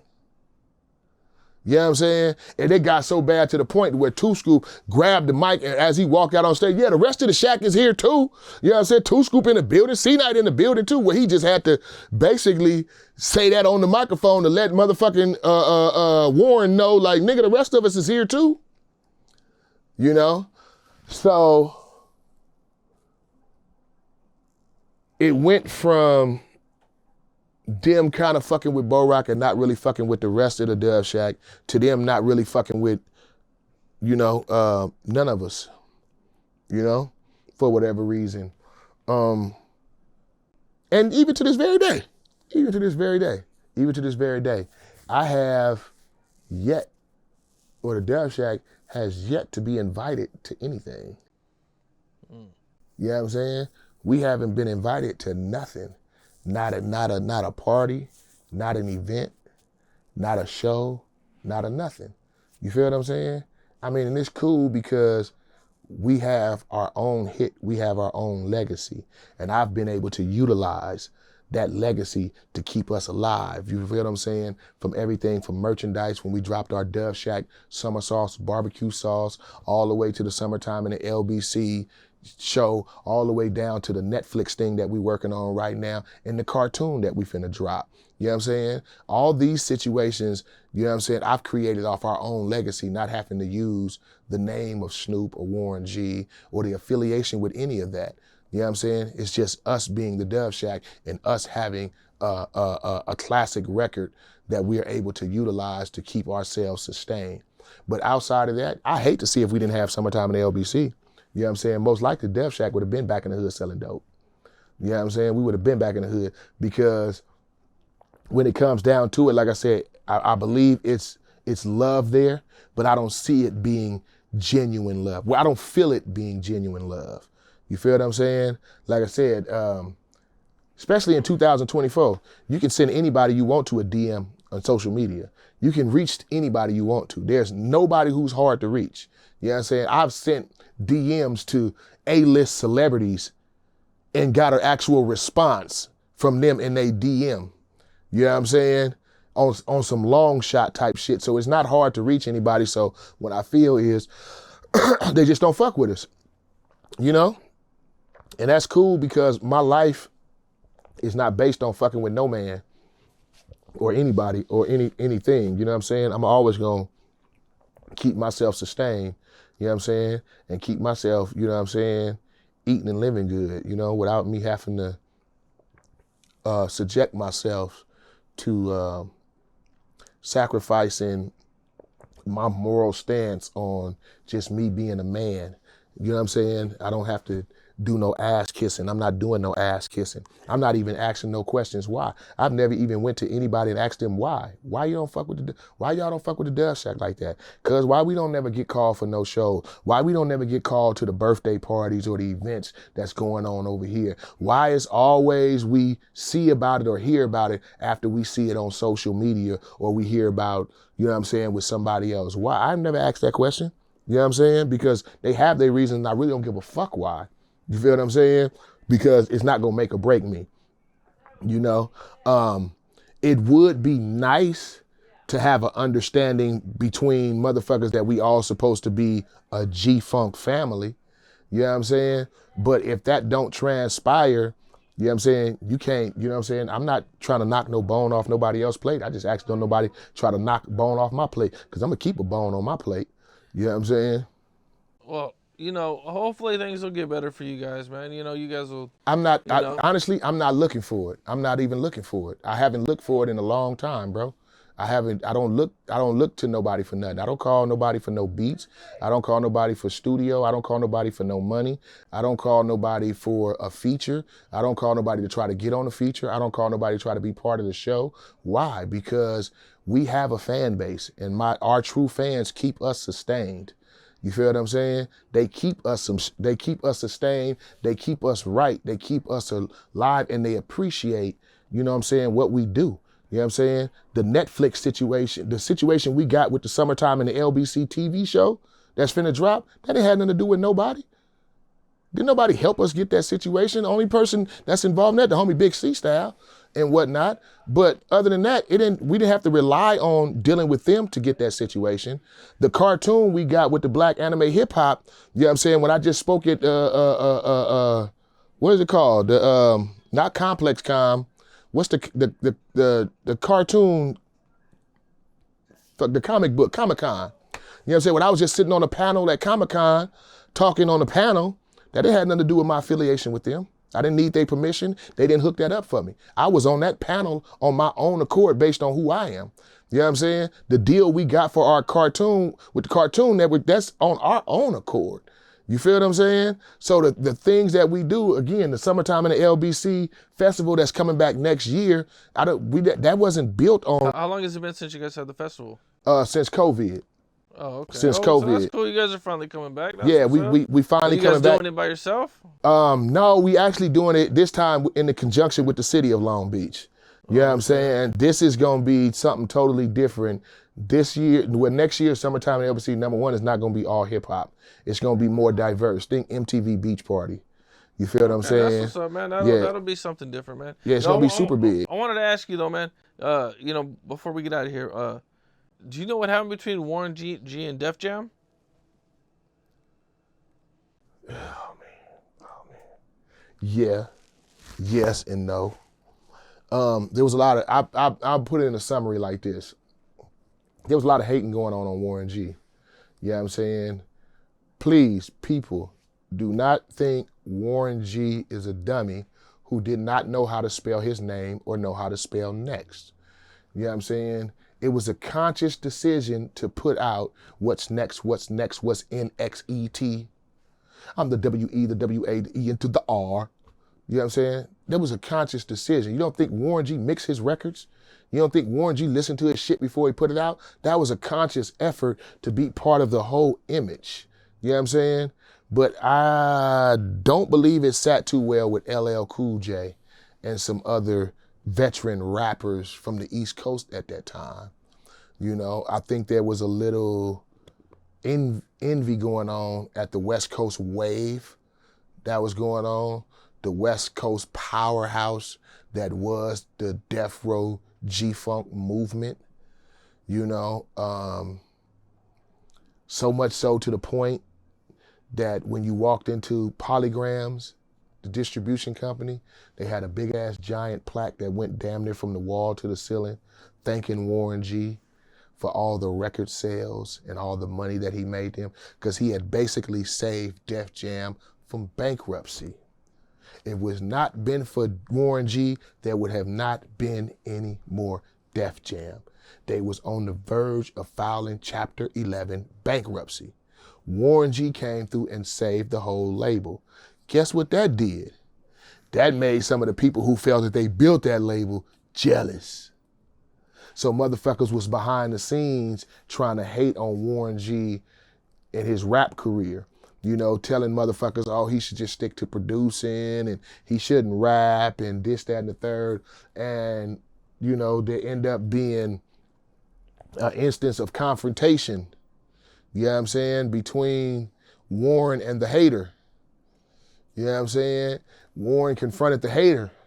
You know what I'm saying? And smashed on the hater, you know, and the powers that be wasn't too happy with, you know, the way Wait, Warren and LL got into it? Or you don't want to say who? Yeah, that was, from my understanding, LL was behind the hate movement. But I don't want to speak that way because I love the fuck out of LL. You know what I'm saying? That bruh looked out for me when he didn't have to, when he didn't even know me. He looked out for me, dog, and probably still don't even know me from a can of soup today.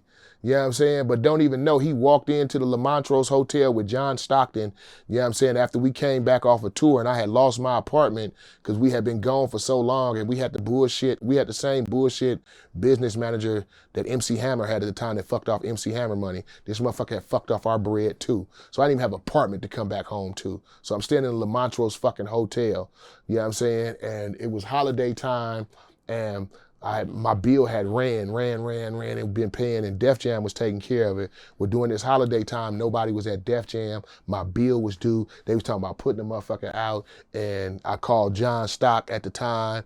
John Stock was like, he gonna try to make it happen, see what happened. Next thing I know, I get a call from John Stock from the lobby, and LL, he was with LL. LL heard what was going on, and LL came to the hotel and took care of my whole bill and paid up on my bill. So I really don't want to speak too bad on the brother because he did that. But from my understanding, yeah, he was the one that was in Chris Lighty ear and Russell Simmons' them ear, trying to get them to shelf Warren G rap career and just have him stick to producing. You know what I'm saying? And Warren G approached him about this? From my understanding, you know what I'm saying, yeah, Warren G approached him about this, you know what I'm saying, confronted him about this, you know what I'm saying, and you know, LL a big old nigga, you know what I'm saying, but the way Warren G approached him with a big old something, you know what I'm saying, and brought about some humbleness, you know what I'm saying, from my understanding, and that was the end of the Warren G Def Jam situation. Oh, and right after that, Warren G got... Well, I don't know. I don't know if Warren G got dropped or he asked to leave. Okay. What I do know is I ended up with a phone call from Kathy, which was Leor's secretary, who put me on the phone with Leor, and it was explained to me that Warren G would not no longer be over in that situation over there, and basically it was put to us, so what you motherfuckers want to do? You know what I'm saying? Yeah, your motherfucking, it was basically like your homeboy out of here, motherfucker, what y'all want to do? Y'all want to ride with him or y'all want to sit down and shut the fuck up and continue on with your relationship with Def Jam? So, you know, of course, us being hood niggas was like, no, fuck y'all. Y'all got a problem with the homie? You got a problem with us? Fuck y'all. You know what I'm saying? We went on our contracts too. You know what I'm saying? Well, nah, it don't work that easy. You know what I'm saying? We gonna need, a project, Well, yeah, it does work that easy because y'all waited too long and we got a clause in our contract that our smart lawyer, KD Washington at the time, had put in our contract that if you didn't have a date, an album date and a release thing set up, campaign for us for our second album by a certain time period, you know what I'm saying, we was able to opt out our contract. And then, so that's what we chose to do, opt out our contract. You know, you know what I'm saying, riding with the homie. You know what I'm saying? Now, like I said in the song, if I woulda knew back then what a nigga know right now, I might still be balling with Leor Cohen calling. Because if I woulda knew back then what I know now, we woulda went with that deal. We woulda stayed over there and I woulda stayed fucking with Leor in the whole Def Jam situation instead of trying to be a loyal homie, you know what I'm saying, and opt out of our own situation. You know what I'm saying? Trying to have a back of a homie who didn't even know we was fucking off our own situation, trying to be loyal to him. You know what I'm saying? Which was cold. It's like you mad at us or you have anger towards us for having this situation with Def Jam and not through you. You feel what I'm saying? But at the same time, we threw our whole situation away because you lost your situation and didn't have your situation no more. Because they still was rolling with the Dove Shack. They still was second album, Bo Rock's solo album, the whole shebang. They was in talks about my solo album then releasing another Dove Shack album after my solo album. Def Jam wasn't in no talks about getting rid of the Dove Shack what the fuck soever.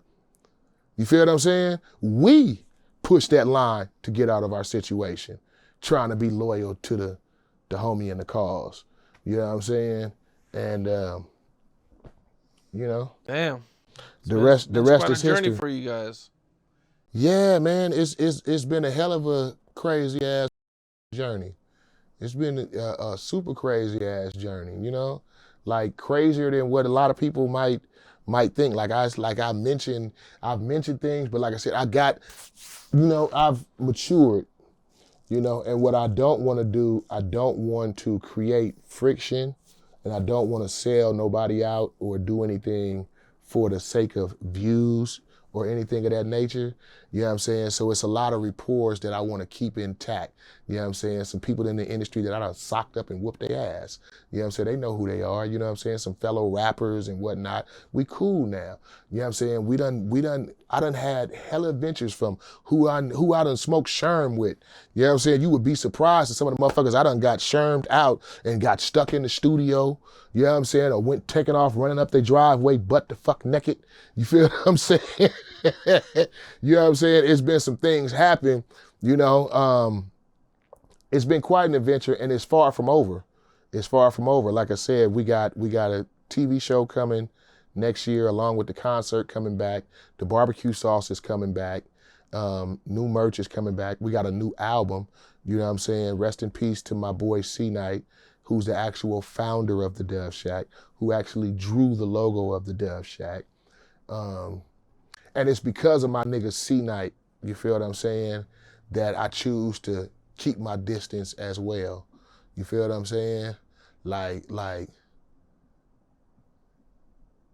I really don't feel that, not just the homies from Long Beach, but I really don't feel like a lot of motherfuckers in the industry who claim that they had love for the homie showed that love when he passed, or showed that love when he was sick.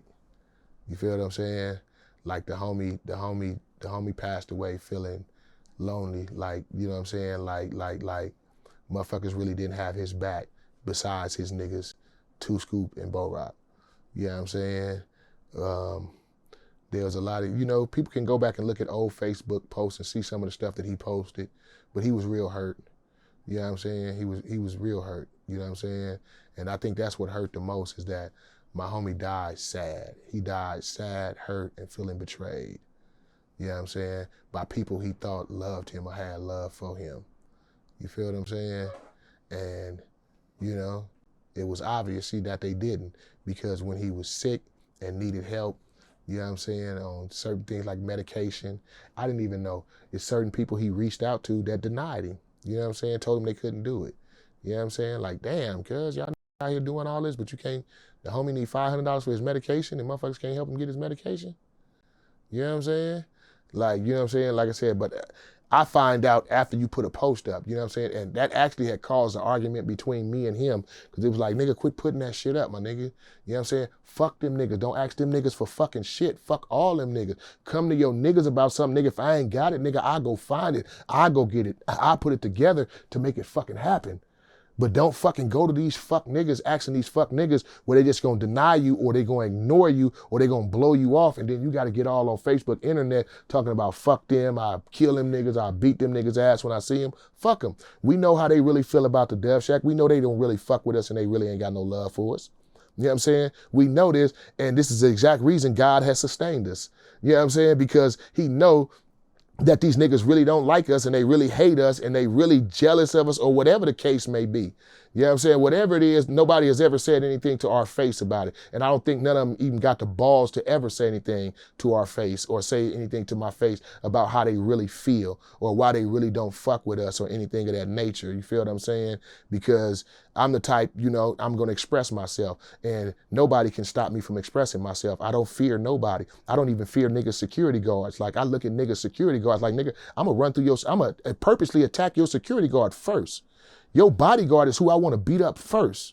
I want to catch him first, fuck him off, and then come deal with you another day. Because I want you to sit and brew and know how I fucked your security off. The motherfucker that you thought kept you safe, I want you to really sit and dwell on that you're not even safe with this motherfucker. You feel what I'm saying? So, but instead of being on that tip, I just continue to do me, continue to move positive, continue to try to stay focused, you know what I'm saying? Continue to do what I can to try to better my people, better my community, you know what I'm saying? Just provide better circumstances for myself, my family, and those around me, you know? Most definitely, I'm just gonna stay doing me. And if somebody decides to fuck with us, cool. If they don't fuck with us, cool. Your loss. You know what I'm saying? Like I said, our brand makes money. You know what I'm saying? If people don't want to choose to be part of that, then that's on them, you know? But it would be nice, it would just be nice one day to actually be able to sit down and have motherfuckers tell the truth. You know what I'm saying? Have some motherfuckers tell the truth on why y'all don't really fuck with the Dove Shack. Why y'all keep y'all distance from us. You know what I'm saying?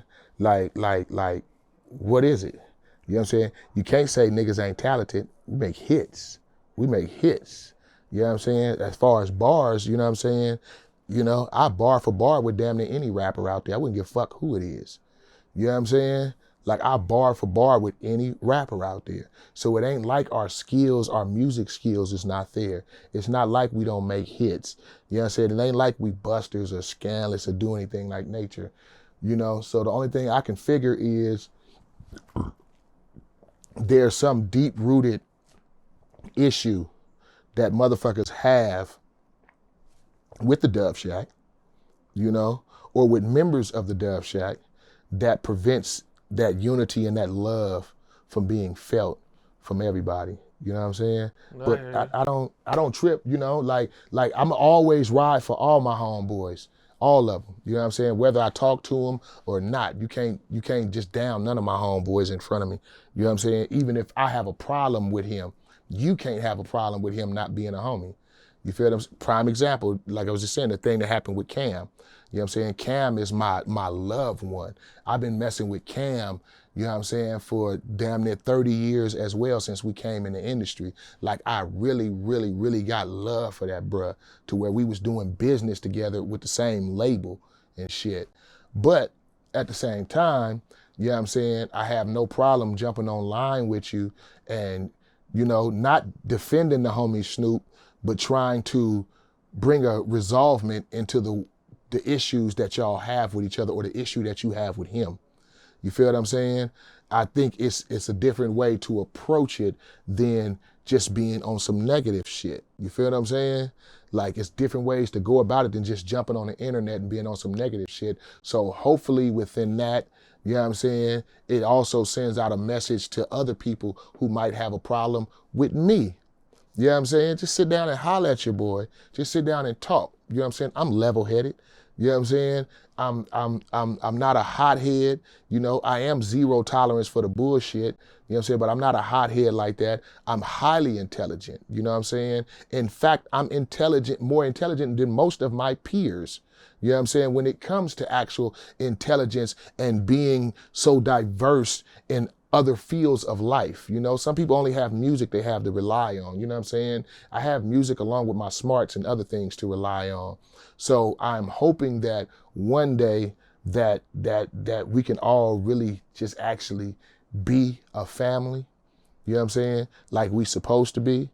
But I'll never hold my breath for it. I won't keep my fingers crossed for it. And I damn sure not gonna stand by the phone waiting on a phone call. You feel what I'm saying? That's what's not gonna happen. I'm gonna continue to eat. I'm gonna continue to do me. I'm gonna continue to take care of my kids. I'm gonna continue to not only survive, but thrive. You know what I'm saying? And that's what just makes me wonder, like, is that the problem? Do people have a problem with the fact that we are not just surviving, but we're thriving? You feel what I'm saying? And we're thriving without them or having to be dependent on them. You feel what I'm yeah, I hear saying? you, man. So, Okay, well, man, I appreciate you taking the time. yes. Y'all tune in. My website is down right now because one of you punk motherfuckers hit me with malware. I don't even know what that is, but GoDaddy sent me a message talking about they gotta put a temporary hold on our website because our website been infected with malware. You know what I'm saying? But so once I figure that out, our website will be back up, thestonernation.com. Y'all go check it out, thestonernation.com. The hottest cannabis gear you ever want to see created from the Dove Shack and my girl. You know what I'm saying? Again, next year is going to be a major impact year for the Dove Shack and the Dove Shack brand. You know, we got the barbecue sauce coming back along with some other merchandise. I know y'all who missed our cooking aprons. The cooking aprons are coming back as well, you know, along with our own barbecue pit and our own barbecue cooking utensils as well. That's what's coming this year or next year with the barbecue sauce. Be on the lookout for the summertime in the LBC festival. You know what I'm saying? Be on the lookout for the cartoon. The cartoon is called Dove in the Magic Shack. You know what I'm saying? That's gonna be some crazy shit. You know what I'm saying? We got the dove, the bird that represents the group is a magic bird, but he's a magic gangbanging bird. You know what I'm saying? So we have a magic gangbanging bird, Dove in the Magic Shack. You know what I'm saying? Then we got our TV series, the Summertime in the LBC TV series that's gonna be launching next year. You know what I'm saying? We already in the works on that. So, you know, life is good, man. Thank you, man, for stopping by. Oh yeah, anytime. Dope story, anytime, man. You know, anytime, everything anytime. was dope, man. A lot of good stories, a lot of good insight on things. And I will let you know if any of the people who I was talking about and really didn't mention their names, if they piss me off, you know what I'm saying, I'll give you a call and we can come back and do the interview and I will let you know what I'm saying, exactly who it was that I socked up. So fair warning, you guys who know, don't get on my bad side. If you know you unfelt the wrath of this, you know what I'm saying? It's about 4 main ones out there who are actually, you know what I'm saying, big in the rap industry. If I said their name, people be like, oh! You know what I'm saying? There's 4 of them out there. You know what I'm saying? As long as y'all 4 know that we keep it cool, I got love for y'all. What's in the past is in the past. You know what I'm saying? I'm gonna keep it cool. I'm never gonna try to tear down your name, but if you get on my wrong side, not only am I gonna put the business out there, I'm gonna fuck you up again on top of that. That's what it is, man. Appreciate you. Yes, sir. What's up? This is Cam Capone. We got more content like this coming soon, so hit that like button, subscribe, and stay locked in to Cam Capone News.